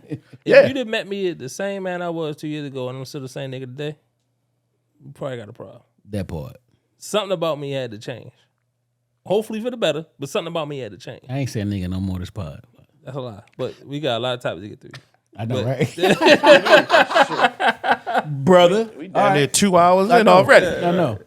All right, let's switch it up. So DJ Vlad, he defends DJ Academics. I totally agree with what I'm about to say. Women constantly ask for equality, which they deserve, but always want special treatment when that equality includes negativity or when that equality doesn't benefit them. When the equality doesn't benefit you, you want to be either old school or like, no. Like, nah, that's not what equality means. It's either use all or nothing. Period. So this goes and he's against Saucy Santana. Where we at? Them gays, the LGBTQ was on his ass. I think there's some truth to what was said about women inequality. What you're saying about women inequality. I've only heard bits and pieces about the Saucy Santana. I can't call it Santana, and and this whole academics thing, man. Academics with his ass beat by a bunch of. You know what I'm saying? So he gotta relax. Yeah, no, he need to calm down, man. And you know what? I was actually talking to Princess about this, and you know what Santana said about Young Miami was true. It was like, yo, like you calling all these bitches and shit like that, but like nigga, like she's a fucking woman, this and that. I was like, nah, nigga, I kind of understand what you're saying. You know what I'm saying? I respect that. So, academics for a nigga that nigga is not a DJ. I don't know what the fuck he's got DJ in front of his name. I know he said he used to be a DJ. He DJ'd at St. John's University. And then he just who the fuck cares about that? He just kept the name. Like, right. So for a nigga that don't really, in my eyes, have any fucking talent, like. Well, I put academics in the thing. You notice I took the DJ off. Right. For a nigga that I don't see have any talent except for getting in front of I mean, obviously we on a fucking podcast too, but we got day jobs, right? But for a nigga that don't have any fucking talent, like this nigga sits here and talks shit about a lot of people, bro. And like honestly, I'm on the Santana side with this one, man. All right. I've always been. I mean, I've never liked academics. Even when he was on the show with Joe and I forgot the young lady. Everyday Struggle. Medeska. Yeah, Medeska. Yeah, I just never was. I mean, even when Joe gives his harsh critics of people, it's like it's yuck. I mean, like, yo, I just turn that shit off. Like it turns me off. No Dwight. And I can't. That's a whole fucking phrase now. For me, it is no like, Dwight. No Dwight. And I can't. No Will. No Will, no Dwight. So anything going with academics, he's like when we discussed it before, I think it was like last week, like, man, he's just so known to always go so hard on women. Yeah, he definitely go hard on guys. There's certain guys that he will go at. But it's just like with women, it's just like it's a little bit, he got a little bit extra when he go at women and he talk about album sales. And just like Santana mentioned, like, yo, you try to act like this fake crowd, like you act like you can't say nothing about the LGBTQIA. Yeah, like you can't say nothing about that. You want to act like you fake crowd. Well, instead of calling me a gay man, talk about my album sales. Talk about my song sales. I dropped 3 songs and they all flop. And this is what Santana said. Yeah. Like, why don't you talk about that though? Talk about how those songs that I put out flopped and that I should have came better. But that's not what you want to talk about. And I was like, damn. A motherfucker got makes sense, right? Goddamn good point. Let me play devil's advocate. Nigga, I ain't know Saucy Santana dropped the fucking song. So that's probably so how Princess played all 3 of them bitches to me before I left because I told her we would talk about this shit. She played. I was like, and then she played the one. I was like, oh, I heard that shit. Cause they made like a TikTok out of it. I was like, oh, I heard this one. I ain't know that was that nigga. I never knew Saucy had songs. Yeah. I thought it was like the handicapped dude, Rollin' Ray. No. I thought it was just another Rollin' Ray. He got the one. He got the one joint that everybody was playing. That, huh? It's a bop. I mean, not for me, but I mean, I thought I was gonna get it slipped in.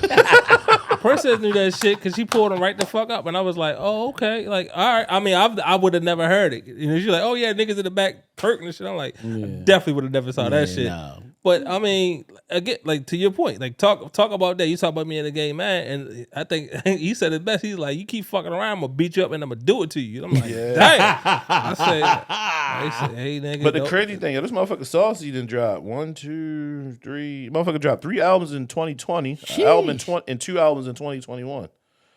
All right. So I mean, motherfucker trying to do some work, but like, I mean, can't keep beating it dead. But like, yo, he could have really talked about that though. Like, yo, your music is trash. No one's buying your music. Blah blah blah. Like he shitted on the City Girls for nobody bought their album. Right. Nobody bought that. They shit went double wood. We can argue this all day. But nobody checking for Saucy Santana. Absolutely not. But the City Girls definitely went double wood. His though. community like, is. nobody. Yeah, but yes, Yeah, whatever. yeah, true. You know what I'm saying? I'm not checking for it. I mean, all these little guys are. He said something. He's starting to say something about people music and shit like that. Like they shit trash. Like it's not good. So I mean, we give these people platforms, Right. and hey, and then when they say something that you don't like or we don't like, then that's it. But we already gave them that platform. So all right. like my man said, yo, default all these podcasts except ours. yeah, facts. Yeah, keep it going, nigga. Shout out Dino. Yeah. All right. Have you ever had a one night stand, and if so, did it turn into a real relationship? So I really want to know if y'all had a one night stand turn into a real relationship. Well, one night stand is one night stand, though, right? No, sometimes you might meet at the club and you smash, but it's like, dang, shorty, cool as shit, and you end up being there in a relationship. Nah. I knew he had that. Nah, like this old Huggy Bear. Goes against my morals. It is. Nah, I've had one that turned into, And so have I. that turned into. I won't. So Sucker for I- butt. hold- This so Love these hoes. I'm gonna qualify it a little bit by saying like it wasn't. It was. Going to quantify. It wasn't like a full on relationship in the sense of like over multiple months. This was like my girlfriend for the weekend. Like it was like Thursday through Monday. Like you'd have thought we had kids and shit. You know what I'm saying? It was like one of those types of deals. And What do you mean? I met her at the club. At the club. Yeah, I met her at the club, man. And I got I another met her at the topic. club through a dating app. That's crazy. Like how, like, so I had the one, my one that I had. It was, of course, it was at the club, and like I'm not gonna go through all the whole ramifications, but it just was like, we were in Choices. This is when the 200s, Jordan 17s came out. I was fresh as a motherfucker. Couldn't tell me nothing that night. Braids was swinging. And Nell had them long braids back then. And was in the joint, walked through. Of course, I had my two-way out. Like I said, Nell was outside. I had them packs. I had my two-way. I'm going through. I get a drink. And this girl was like, oh, my God, girl, there you go right there. I'm looking like, fuck, she talking about. Then she said again, and I look around like, I mean, I've never been in this club. I've never seen this woman before. Yeah. Like, fuck is she talking about? So my man grabbed her like, yeah, here I go. She like, nah, you.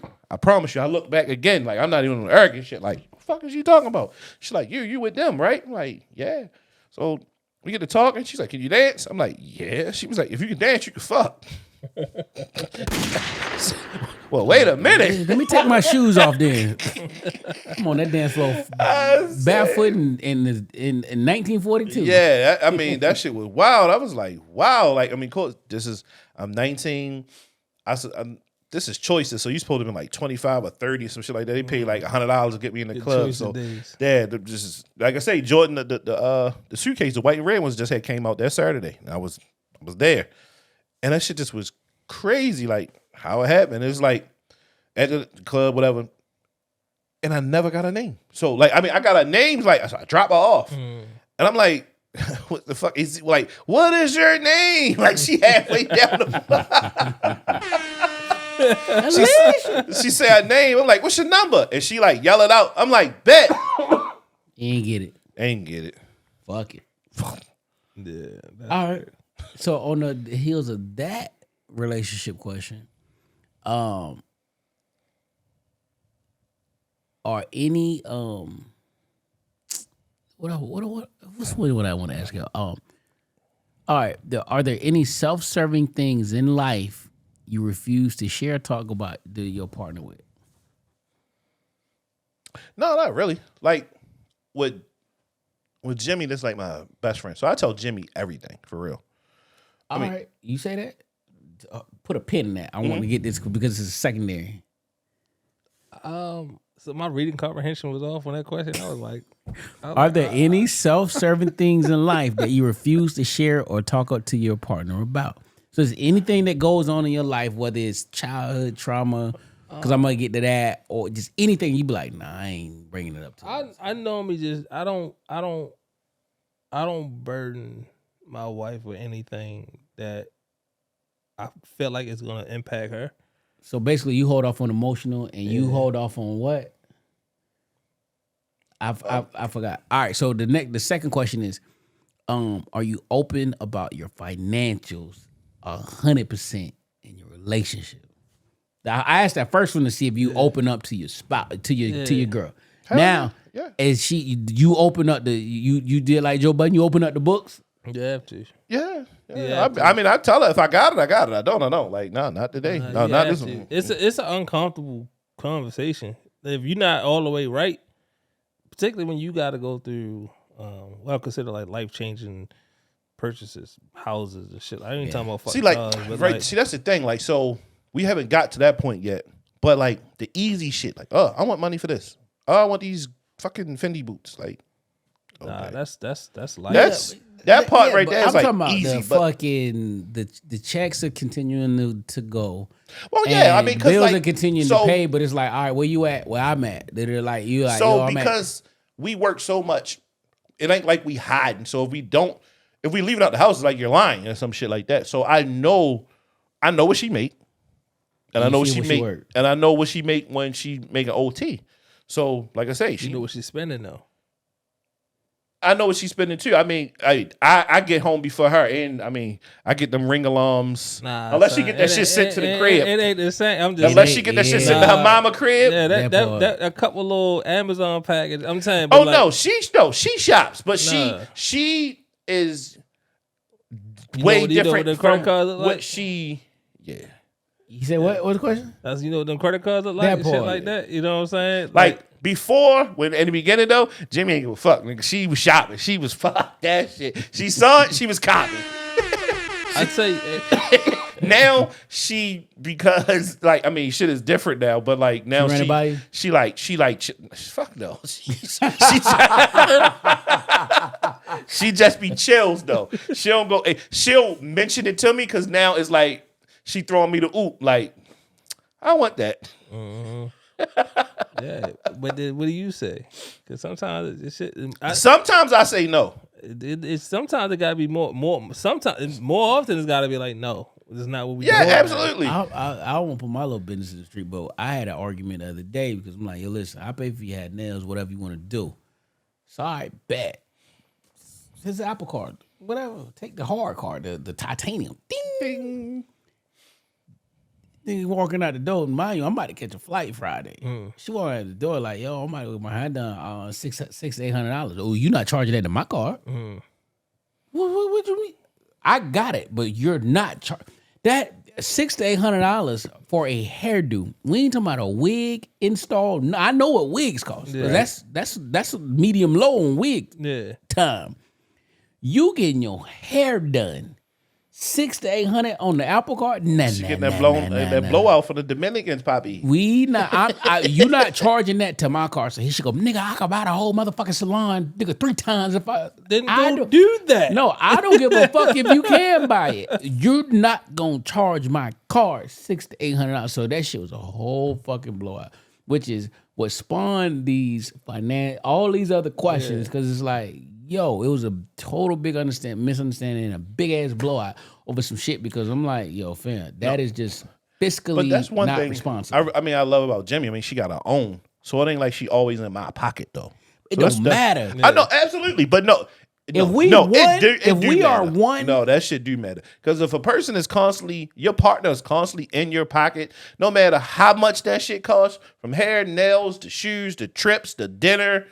Constantly like, yo, when the fuck are you going to swipe? But the point is, if we are one, right? Mm-hmm. Yours is mine and mine is yours. If you paying $600, is it really like that? that's the varies to every individual. Is it really like that? No, Is I mean- what's- to a certain, is it, I mean, Yes. yes, To an for me, extent, yes. yes. It's what, Yes. 80-20, 90-20. What's yours? Is yours? No, we You No. don't. No, No, I mean, I no. mean, in my household, I mean, we kind of, for the most part, it's kind of straight Nah, down the middle. Me, it's the book's open, dog. I got Yeah. access to it too. So when it comes to the financials part, I am open too.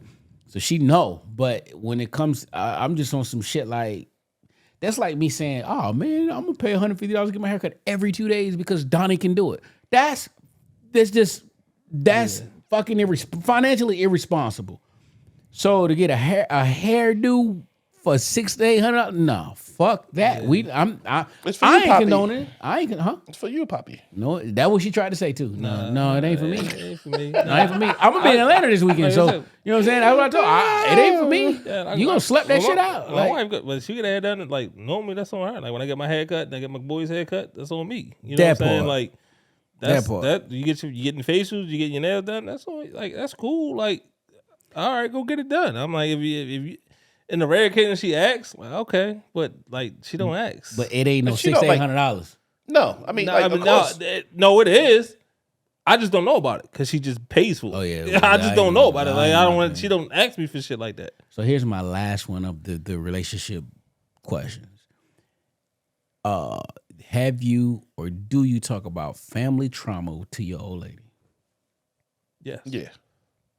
Both ways. We both got family trauma. And They ain't never brought it up later. What you mean? No, I mean, Like, I- nigga, you acting like this. I can see why you acting like this. Not in my situation, no. I mean, y'all know about my situation and shit.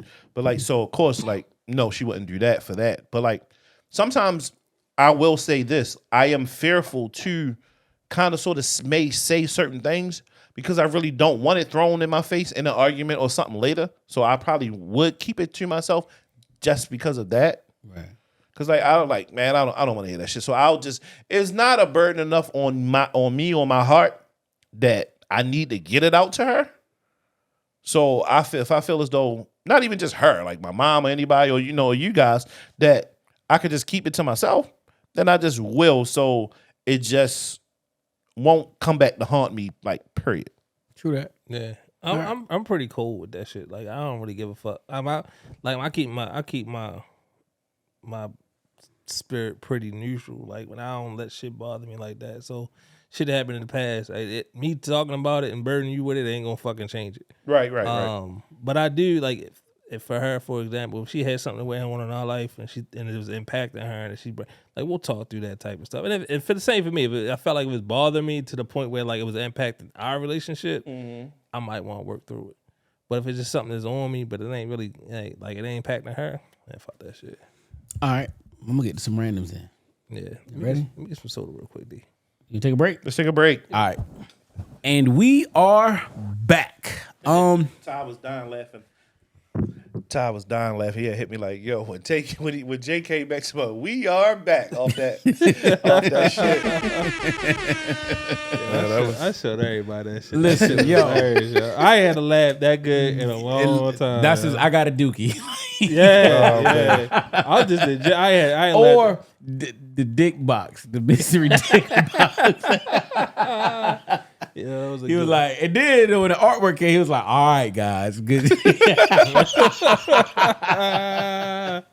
You don't know how long it took me to find that fucking photo, dog. Man, that was a good one, man. Yeah, it was. I was thinking about that shit the whole weekend, man. I probably ran the numbers up looking at that Yeah, shit. yeah. All right, here's another one.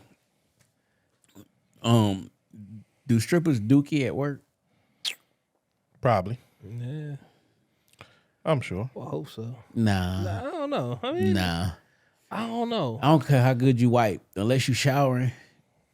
Nah, they might hit it with the baby wipe or something like that. I think they definitely hit up the baby wipe. Yeah, I ain't even yeah. gonna I hold don't know. You know, Because females nasty. they be yo. eating that bullshit, so they eating bullshit wings and all that shit too. So Yeah. I'm pretty sure. I'm that Drinking nigga all that that will shit. pull your shit from where it tees and put the dollar right there. So I don't know, So man. you just a nasty nigga. I don't really like you looking for that shit. You know what I'm saying? Let me see if this bitch took a shit. I ain't looking. I'm not looking. Hey man, you probably put your face. I just want to put the dollar in the exotic place because she's gonna keep going. So if you put it in an exotic place and where it crease is cutting into her skin, she gonna get up and she had to go somewhere else. Yo, the fun. I mean, He's just trying to make her uncomfortable. because get out of course I'm picky and choosy what I do with my dollar when I'm at the strip club. But yo, the craziest shit is like when you're at the strip club, it's like every woman is soft. Like, yo, why is she so soft? Like everything just be like her Smell skin, like strawberry champagne. Yeah, Shit been discontinued since '98. all that Bath and Body Works spray she Where'd you got find on. this one at? This shit been out. This cucumber melon been discontinued for 10 years. Yeah. Slap on her ass like, yo, she is just so soft. Oh my God, what's your name? Like, you know you shouldn't be in here, right? I can Like, take you out of here. no, baby. What's your real name? Not your stripper name. I've been out the Just call me Sunshine. Yeah. I've been out the strip club game for a while. Yeah, me too, man. And I think the last time I went to was the Goddess because I lived right there. My man lived in the building with the manager. But to your point, it was like, why are they so soft? So soft. And then where did they find these fragrances at? Yes. You know what I'm saying? Like, Yeah. who's back there making this shit for y'all? See, I stopped fucking with Normas because the liquor board. It wasn't Normas. I mean, the liquor board had stopped them that they couldn't get naked anymore, so they could take their top off, but Okay, the bottom. couldn't take the bottom off. Like, man, I can't see no cootie cat. The fuck what man this motherfucker for? Yeah. I want to see cootie cat. I want to see cootie cat and ass. I don't care about the titties. I don't care. I don't care if you got big ones, little ones, medium size. Yeah. I need hind parts. You getting that? I don't need to see the front. I need to do. see give me the fish string. When they bend over and they do their little move, I want to look like yeah. I mean, You know what used to be my spot? The spot off of Broadway. Where they did the wire at. Damn, what was the name of it? Right in the middle of Broadway. Like Broadway, Eastern Avenue. Damn, I can't think of that. But that's where they shot the wire. So on the wire. what, down there like where Latin Palace was at? Yeah, right across from it. So like. Yep. Right across the street. Yeah, from Latin East side, Palace. right? Yeah, it was on, Yeah. it was on Broadway. It was on Broadway. That used to be my little spot, yo. And it was like it wasn't big. They wasn't high class, but it was just like it was like, yo, if you wanted to be like, yo, I wonder what the little chick I used to go to high school with, how she looked when she stripping. That's like the chick she was seeing there. That's how I used to be around. So that's how I used to be around the corner on Stage Door. So if you couldn't get in Foxy's, because Foxy's let you in at 18, like Stage Door, as long as you had an ID, nigga 16, 17, 18, you go on Stage Door and you fucking for about $50. Now, You got money? Not now. That's one thing I crossed the line right there. Now I ain't pulling my wanker out in the motherfucking middle of the joint. But Stage Door was like, that shit was like a trap any fucking way. Yeah. So I ain't want to be when Foxy Ladies just was too crazy, or it a couple times because the same dude owned it. Foxy Lady girls, they'd get mad at some shit right there and come around Stage Door, so we'll shoot around Stage Door. Right. But like I said, that shit was a trap. So if a motherfucker get the busing, I always in the VIP joint in the back. But once again, motherfucker get the busing or some shit let off, you was I fucked. used to go to Park Heights, matter of fact. I used to go to a spot up there. It's for members only. It's called Shakuma's. It's still open. I ain't heard about that. Yeah. I know motherfuckers used to go to Shakuma's? Tattoo Charlie's. Motherfuckers, you used to have the strippers in there in the tattoo spot. Bucket naked. Really? Fucking and fucking. All right. Before we get on to the rest of the podcast, I'm gonna leave you with a gem. I've been thinking about this shit. I did the math. Don't say I ain't never look out for you. If you take off January 8th, put your leave in now, you'll have 4 Mondays off in a row. Stay woke. 4 Mondays? In a row. How? The way the holidays and shit align. Take off January 8th. Well, we don't. 4 Mondays in a row. Not for me. That shit ain't no major holiday, so it ain't not me. No, you'll get what Thanksgiving, Christmas, New Year's, and then you get the 8th. Look at the calendar. You take off January 8th. You have 4 Mondays off in a row. That's all I'm telling you. Then back to our regular schedule program. Ty shot me. What up, my boy? What we got? I forgot somebody did that breakdown before. Like, if you take off these days, you can have. It's like Nigga, it's a nigga that if you said- take 5 days, you get 37 days It's a off. nigga Some that- shit like like, that. yeah. It's one nigga that was like, if you That was a hell of a breakdown too, though. Like, woo. what's that Like, it song? worked. I can hit it. calling in the air. Whatever. He was like, if you start Phil this song, Collins? Phil Collins was like, if you start this song at 1:32 at 11:59:00 when the drum it'll come at it right at midnight. That's hard. Like That's hard. if you Google it, it's a meme. I've had to figure that out. 'Cause that's my shit, and I don't be nowhere but my house at New Year's. So yeah. He just stopped performing that shit too. He Yeah. just had a concert. It was like that was gonna be his last time performing that. Damn, Phil was the man. All right, so here we go. We got Starbucks employee got fired He said, "Fuck that shit." and leaked fix you. the drink, motherfucking the drink. How they you make the that shit. drinks? They leaked that shit online. Shout out to you, dog. Fuck you. On fuck Saturday, you. an ex-user Twitter shared a set of these recipes online. So far, the post has over 20,000 likes and over 19,000 bookmarks. I'm sure it's higher than that now. I think I bookmarked this shit on Monday. Echoing the sentiment, an ex-user wrote, "Recipe Starbucks lovers, the thread is a gift for all of y'all." So I'm gonna read one. It basically, like, if you want a fucking chocolate mocha, it's white chocolate sauce for what's the biggest one? Venti. That's the biggest one. I know it's nothing. So about whatever the 16 ounces, 4 pumps, 2 shots of espresso. It says for steamed milk you fill to half below the rim, and you top with whipped cream. And then it got the whole. They basically took a picture of the playbook and put it out there. No, hey man, that's amazing. And Starbucks sells most of their ingredients, so you can go They to do. Starbucks and buy. I make medicine balls at home. Yeah, you can buy most of their shit, man. So no, hey, look, that's a hell of a way to go out, man. But so along with this Starbucks article, I was reading something the other day. So Stanley Cups.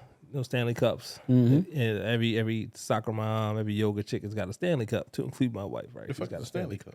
It's like a thermos, but it keeps your fire thermos. Keeps your drinks cold for It's like a Rolls. 2 days. It's a Rolls Royce of thermos. Yeah, those shits are amazing. And Cause my girl got some shit like. I ain't gonna lie. I was on my birthday. We have some too though. Like that shit will keep the ice. yeah, This 2-3 days. She still got ice in that motherfucker. that's what that shit is. I don't want to cut you off. Was at dinner last night. Was at the hookah spot, and I don't know if she was high. She like, what do you want? What is this? Is it anything that that you would like? I'm like, shit, you asking? She like, yeah, man, puppy, what you want? I look left, I look right. Rolls Royce Wraith. Swear to God. I swear to God. You know what she said? Send it to me. She was high. She was high. She was high about it. She was high about fucking Don't do my baby like that. She was high. That All right. shit. That You know shit what? hit good. Now I get that word. Don't worry about it. I ain't gonna say shit. Y'all just gonna pull us like. Nigga, I still ain't running the Tessie, but I don't think that bitch real. That shit don't No. work. You know what don't she work. told me? She said, "What are we driving Saturday?" I said, "The Benz truck, nigga. What the fuck you think?" She's like, "My outfit calls for a Tesla ride." Oh my god, I head back. I said, "Well, I ain't got no charger, so that mean I gotta go be some poho and go charge my shit, and I gotta watch this motherfucker tomorrow." Yo, update. Shit on pause. Yo, I calls my fucking insurance company. Yo, how much is the add the million on that? I know this price is about to be dumb. Yo, so y'all know my shit went up because they tried to say it was my fault with the Yukon shit, with the Tahoe, with that accident, right? So that my premium already went up on that. What's the price now? Before you $371. okay, $371. If you take that off and add a Tesla, what it say? But I said I'm keep the you'll Audi. Drop it to minimum coverage. But the lady got on my nerves so bad, I was done. Yeah, like So what she had to say. Yo, she was like,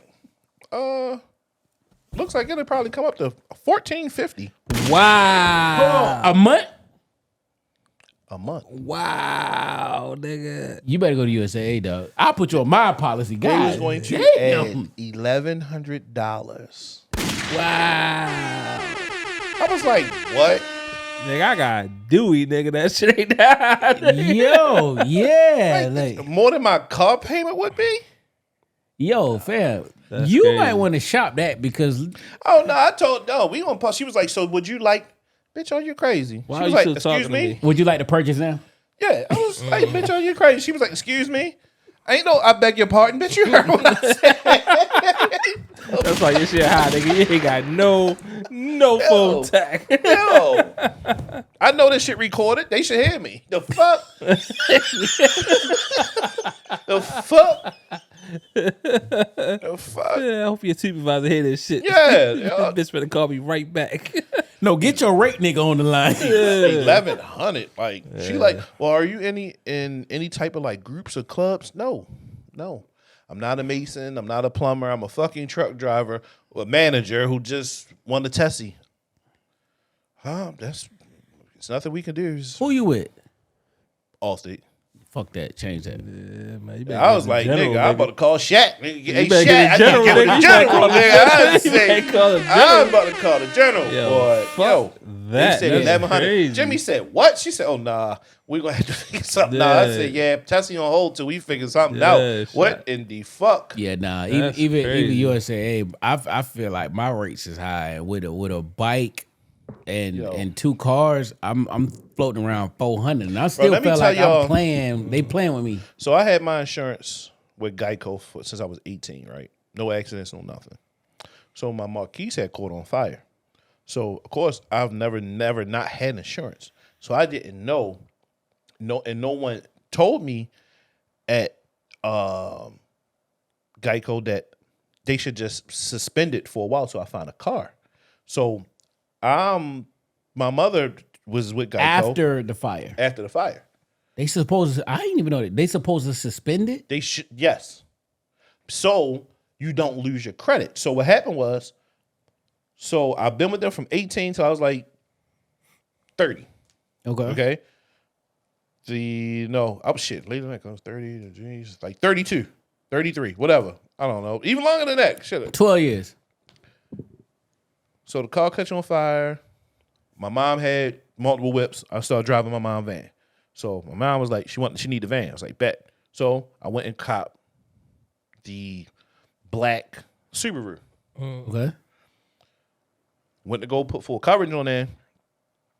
So I was doing everything online while I was on my way to get the car. Like money's down, blah, blah, blah. So I'm driving, I'm in the Uber to go get the car. So I'm doing the shit. So then shit was like, it wasn't going through. So they called me like, yeah, something going on. I'm like, yeah, what's wrong? Now, before that, my full coverage for my 2001 Marquise was $87.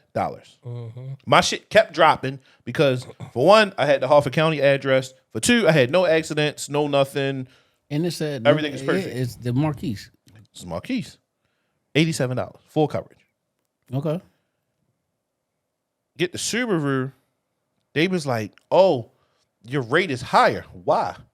They was like, they wanted like, online, my Subaru, the shit popped up as like $112. Okay, I'm cool with that. Cool with that. Yeah. All right.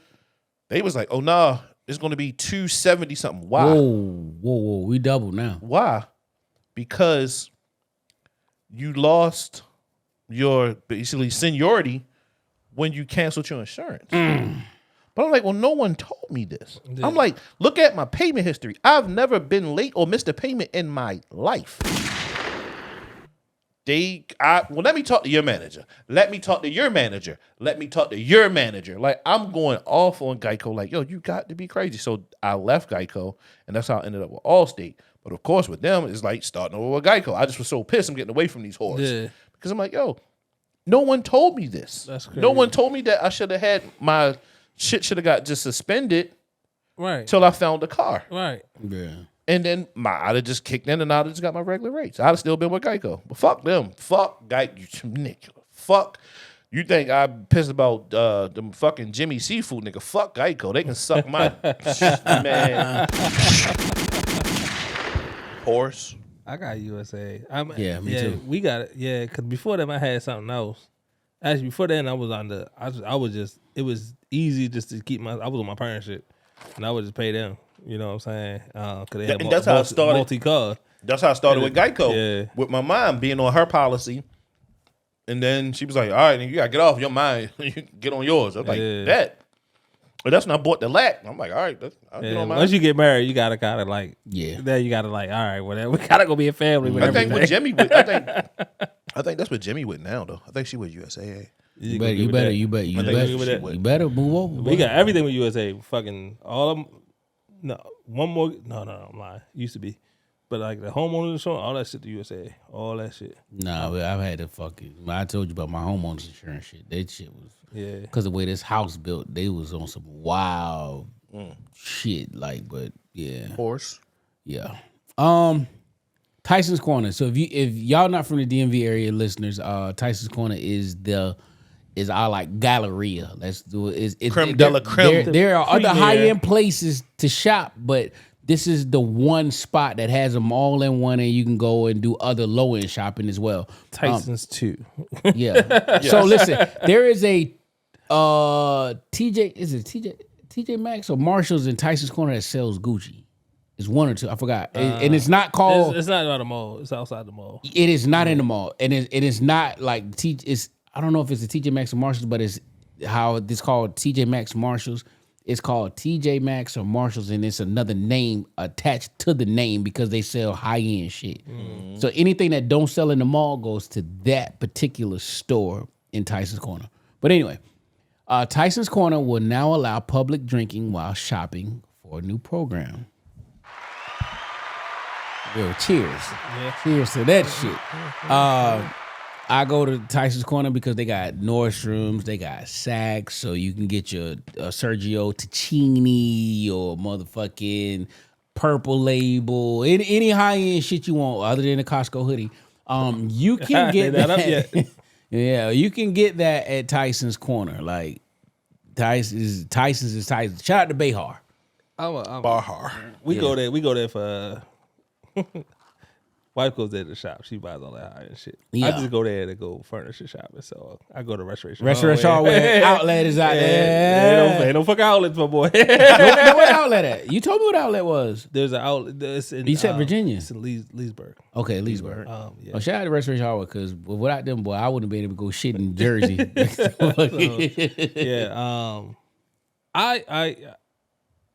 This I fucks could with it. be a good move. It just alcohol is tricky. No, right? It's tricky. Here's the other trick to that tricky. Anytime I go into Tyson's Corner, all I see is DC dope niggas, Virginia dope niggas. Like they got the money in bands in their back pocket and coming out the cargo pocket, and it's cool. Tyson, that's Tyson's one. That's Tyson's one energy. Tyson's two. So what? So no, all right, both. So what's the? Because like. What store? Let me see. Which one is with Saks is that? Is that Tyson 1? 2. That's 2. That's the one that got what Eddie V's in there. That's the smaller one. The smaller one has like the Louis Vuitton, the Gucci, the Chanel store. All right, that's the one I always go to. No, I go to the other one. See, I always go to the other one. I go to the smaller one. Yeah, I go to the small one. I don't know what's the fucking small and what's the big one. But the other one is like kind of like a mall. The one that's the one that's got a Foot Locker the mall. in there. No, I don't know. If you go to the one that got a Foot Locker and detail, that's the one with the Macy's because that's the one that got the Macy's. No, it got the Nordstrom's and it has the Saks in it. Maybe it is the Saks. I don't know. I'm gonna say it's both. The one I go to got the Nordstrom and the Saks in it. I ain't been to whatever one or two is. One of them I ain't never been to. That's the one with the Macy's though. That's the one. I ain't been to the one with the Macy's. The one with the Macy's, that's Tyson's one. That's the small. That's the one I've that's been like a mall. I've been in 2 then. Yeah. I ain't never been to one. If you go to one, if you in Tyson's, you go to a Foot Locker, you went to the Tyson's. No, I ain't been in Foot Locker. No, I only go. Never bought. I go to the other one, but I've only shop at the only if like Gucci. I love Gucci. So if Gucci that one doesn't have it, they be like that one has it. And I'll because they got it in the Nordstrom in there. The Nordstrom out there, but it's 2 Gucci's stores right there in one. But what I'm saying is, if they don't got it, then it's the one that's off of 8th Street. Yeah. So, but nah, I like the area too. By the way, the area is great. Like, shit. Well, no, I like to drink it with it. I mean, you already half the time. I mean, who gives you champagne? Prada gave me Bergdorf, and Louis used to give you fucking wine and shit. Prada gave me water. No, Bergdorf and Bottega in New York, they will give you whatever you want. No, I know somebody gave me champagne before. I can't think where I was at. Well, I'm like, might have been Louis Vuitton. Let's start talking about it because Willie Brown was you rich niggas on. Nobody knows about But this so shit. okay, so the point, so this could either go really well or really really bad, right? So like I said, alcohol is tricky because people that think they know their tolerance with alcohol really don't know their tolerance for alcohol. So you can sit around, you drink all day, you get people that's coming in and now they come into the mall drunk because it's almost tolerated at this point. Right. So it could either go well in the sense that people are happy and spending money and just hanging out in the mall, or it can go bad because now you got an influx of people that just use it as an opportunity to just come out and drink. And so I question it. They had an incident a couple years ago with a shootout in the mall. So I'm like, white boy. where we going at? No, I didn't think it was a rapper from DC. I thought you were talking about the prankster. No, that was a whole different part of Virginia. But no, the nigga, I can't think of his name right now. He was a rapper from DC and went out to the mall and had a shootout.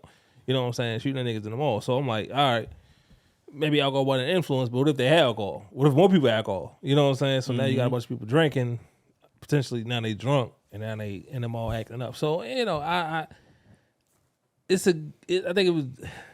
I mean, maybe good intentions. What said execution goes. Did they specifically say like liquor or they going? I mean, like champagne, alcohol. No, it's out. Drinks. You can drink in the mall. So whether you beer, you can wine, just drink whatever, in the mall. You can drink while you shop. Yeah. So I'm assuming that you have to so. buy alcohol from somewhere in the mall. So like in Tyson's too, there are a number of restaurants. They've got a put it into go cups. There's a Bolario.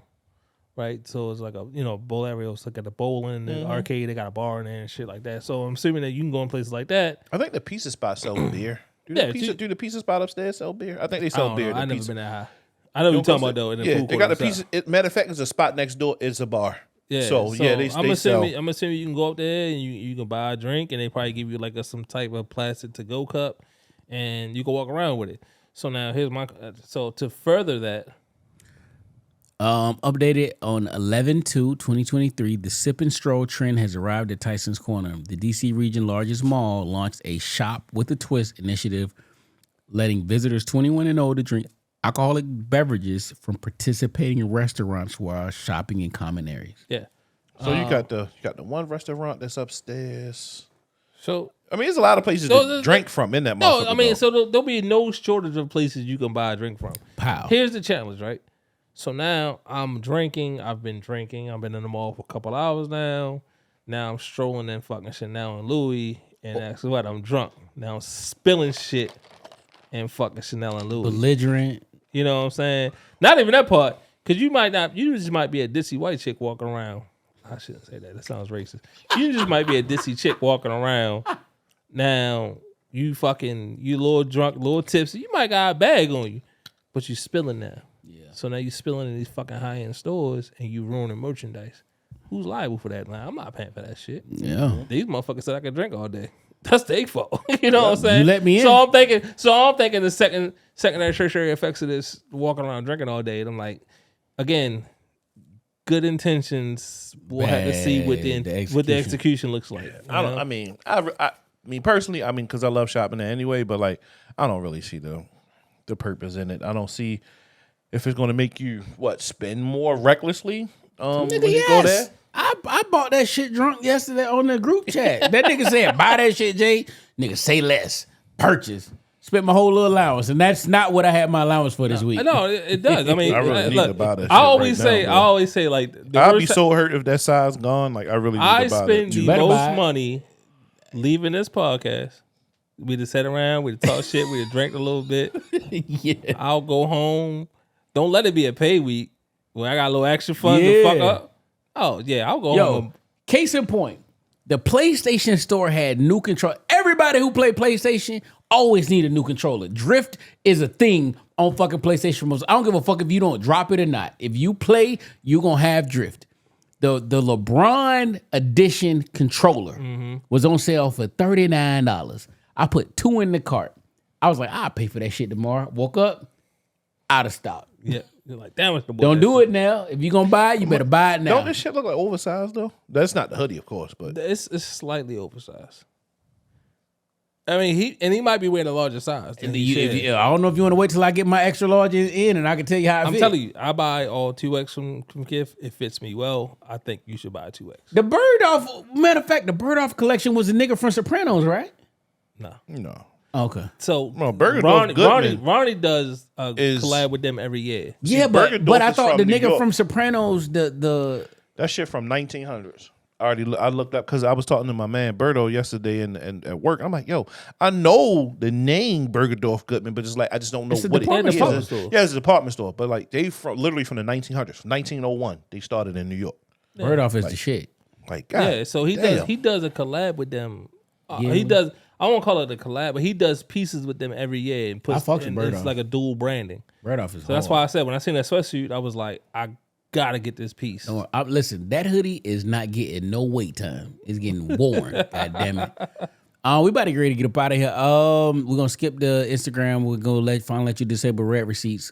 Niggas don't give a fuck about that. Pat Mahomes definitely wants to play in the flag football in the 2024 Olympics. It's for sure for me. I'm So with there will it. be a flag football in 2024. Yes. Yeah, I mean, shit, they got 3-on-3 basketball now. Because Jimmer playing in there. Jimmer and his team. Jimmer's the only guy Jim that I Jones? know that's on that. No, Jimmer Fredette. Oh, I'm like nigga. No, nigga, not that bow-legged I was like, motherfucker. nigga, Jim who? I was like, you got Dipset playing in the No, Olympics? Jimmer- Is this and one in the Olympics. No, Jimmer Fredette. He Nigga, I'm about to play some No, Dipset I mean, anthem. so I think, I mean, hey man, that if they are gonna incorporate that into the Olympics and he wants to play, that's cool, man. If it's flag, It's flag football made minimum it. contact, you know what I mean? So I'm not mad at it. I fucks with it. I really want to see this play out. It's I really think that flag football can probably eclipse basketball. If Hell you no. get the right American play, like if you stack that team, you get Pat Mahomes, Tyreek Hill, DK Metcalf, a few linemen. You get a star fucking roster of niggas like who ain't burnt out like the NBA niggas been burnt out since like 85. Shit. I think the challenge is just to be ensure they do not get hurt. It's Back to the question, it's flag, but that. But I mean, Tay, you can tell you- Tay, you can tell niggas your can get ACL. hurt You playing can tell your- you can basketball. tell your ACL, your stretch and Achilles. running, yeah. You're right. But I don't know. If Pat Mahomes is on board, a quarterback, I'm assuming that you can get a decent backup and some real star ass niggas. What's that? My nigga. Boy, I love you, man. I love you, man.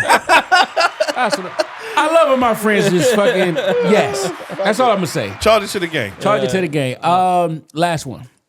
By the time you're hearing this, the shit would have been dropped. Christopher Maurice Brown is dropping 11/11. At first, he said it was 11 songs, but it's a double album. 11 on 11 a.m. and 11 on 11 p.m. 22 songs. I think it's 23. But Christopher Maurice Brown dropping that one, and Meek and Ross is dropping their collaborative album as well. No, matter of fact, Chris Brown's coming out on Saturday at 11 a.m. Okay. Meek and Ross will come out by the time when we play Call of Duty. All right. Well, I'm So excited. I'm niggas get excited the for the Meek and vibes. Raw shit, and I'll probably listen to Chris Brown shit. It's a double album. On the way to your dinner shit. Yes, sir. yeah. Yeah. I was expecting you had a detection so I could get the gold wing doors to pull up, Man, nigga. horse, $1,100. Bitch ass that. insurance motherfucking Come quotes. back to these gas motors, my boy. Yo, I'm about to shoot. I was about to call Tesla like, yo, how much your insurance? I was about to shoot a fucking lady. She outside taking pictures of my house. I come outside with my man purse. Like, excuse me, can I help you? Oh no, we're taking I should have knocked on the door, but we're taking outside pictures for the homeowner's insurance. Oh, okay. What the fuck are you doing out here? Like, you ain't part of the grass got cut last week. Which my grass man came $60. I like that. Fire. Okay. All right. Fire. He Hold fired. it down. I see the number if you want it. Yeah, please. And fertilizer was free. Oh yeah, please send that one. Say woke. Hey, why we talking about? So you brought up you talked about firearms, right? So, to all my firearms folks out there in the world, something very special happened today. Yes, sir. If you happen to be a member of the 2A community and you were waiting for these the word on the pistol brace for AR style rifles, AK-47 pistols, AR-15 pistols. We no longer have to hide our pistol braces. So Judge put a block on the ATF's move to ban pistol braces or enforce a ban on pistol braces. So you no longer have to worry about that. So go ahead and put your pistol braces back on your ARs, Which your AKs. I find really crazy. I never took mine off, by the way. The Fuck y'all. ATF is Yes. trying to like they So never they're not- fucking play ball with yeah. nobody. So the thing about it is, it was very controversial from the beginning, and it's so like from the beginning, it was like the Pistol eight- braces over bump stocks. So right, so the pistol brace thing was came down to concealability. So like I got my AR-15 rifle, right, short barrel. Basically, I made it a short barrel. But rifle. it's not a pistol to be concealed at that So point. technically, like with my concealed carry, I can carry my AR-15 like a pistol. Okay. my AR-15 is registered like a pistol. Okay, I got that part. Let me figure out how I word this the best way because I know you're gonna troubleshoot this any way I word it. Yeah. Once you take that pistol out of its original state, and I'm very keen on it. I Jazz get mad at me because I'm keen on the English language. Don't tell me you said this and you meant that. Whatever the fuck the word means is what the word means. So however they define a pistol, whether it's by length, width, girth, all of this shit, right? It now changes when you put that bump that stock on it, right? When you take the lower off and now you swap the lower whatever, and it's a different way. It's not in its original configuration. How do you now call that a pistol? So when you're building a AR pistol, right? It's the lower is registered as That's the other serial than- number. Other than the lower, which is the receiver. That's the part that has a serial number. That's the part of the serial number. It's Okay. registered that it's like other than a rifle. Because they don't know if you're gonna build a pistol, you're gonna build a rifle. And the thing with a pistol is it's not technically considered a stock. Right? So I have a brace. So if you don't put a brace on there, you get a buffer tube. Right? That has the spring in there that fires the action. That goes in the upper. Goes into the upper, right? But when you put the brace on there, and it allows you to have a shorter barrel, so it's all about barrel length, right? Got- So it's all about barrel length. So I have a 7.5 inch barrel. That's not a on my pistol. right? It's not a. In the traditional terms of a pistol, no, it's not. There we go. But they classify it as a pistol Because of the lower. because of the length of the barrel. It's a short barrel. Basically, what they tried to say was they were using the AR pistol with the brace as a way to circumvent the rules for a short barrel rifle. The short barrel rifle was considered an NFA item. What do they call it? NFA. It's National Firearms Act. Basically, you had to register your short barrel rifle. So anything less than a certain length on the barrel with a stock. And they pretty much said that people were using their pistol brace, which was intended for people with disabilities, so they could fire the pistol with one hand, right? Hold on. So again, what is the length of the barrel? I don't know specifically. Okay.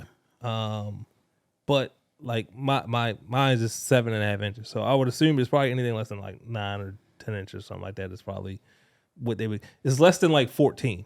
I think a traditional rifle. 14.5. Right. Yeah, my shit is Yeah. 14.5. Like a But tradi- see, mine, which is why I was going to question you because when I would run a shorty barrel, you swap the upper for the short barrel, right? My M4. And then I will because when you were in the military. yes, when I was in the military, I would swap it out for a shorty. Boom. Cool. Then let's say I wanted to run a suppressor.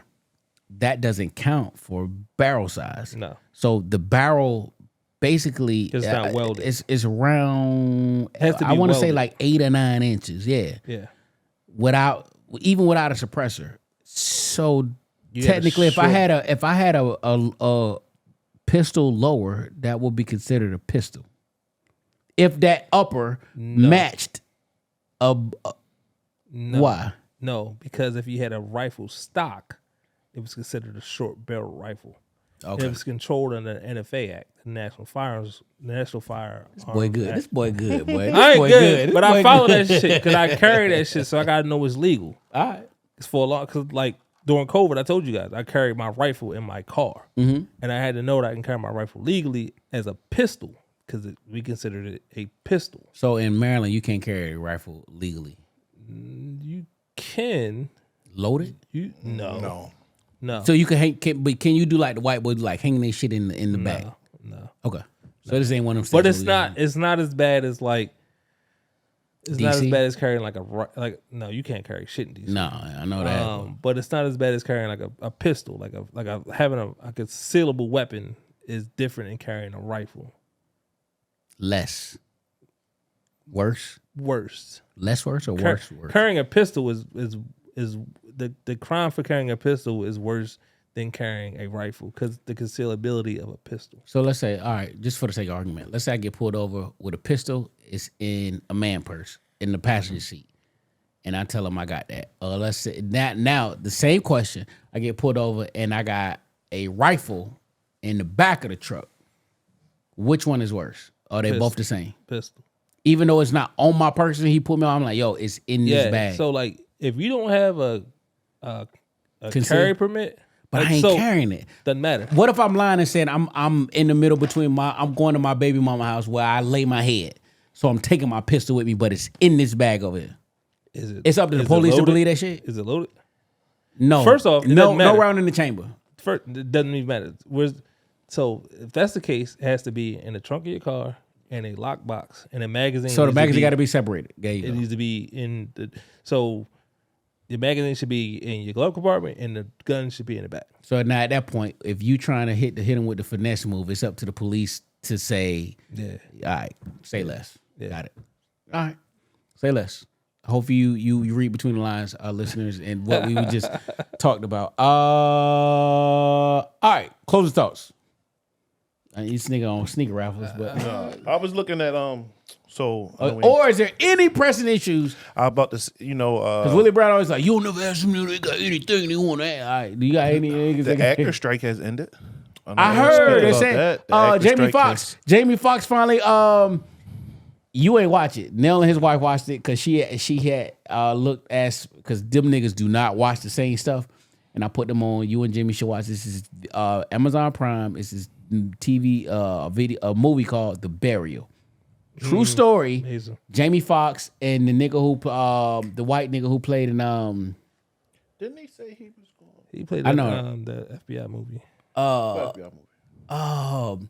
he's an older white guy. He played in You talking? Look up The Burial. Yeah. You know him. He's a A-list white actor. He's older white guy. Not Patrick Swayze. He up there with the Swayze. Tommy Lee Jones. Tommy Lee Jones. Yeah, he plays with yo, listen, now. When that movie ends, either you gonna cry or you gonna go to your Googles like Taya and them did to see who the real story. Yeah. It is a Okay. fire movie. Yeah, it's amazing. I love Fire movie. Jamie Foxx. I went and YouTube, the dude, he killed that role. In the same way I watched as I got older, I went and I Googled the real Joe Clark. The real Joe Clark. Yeah.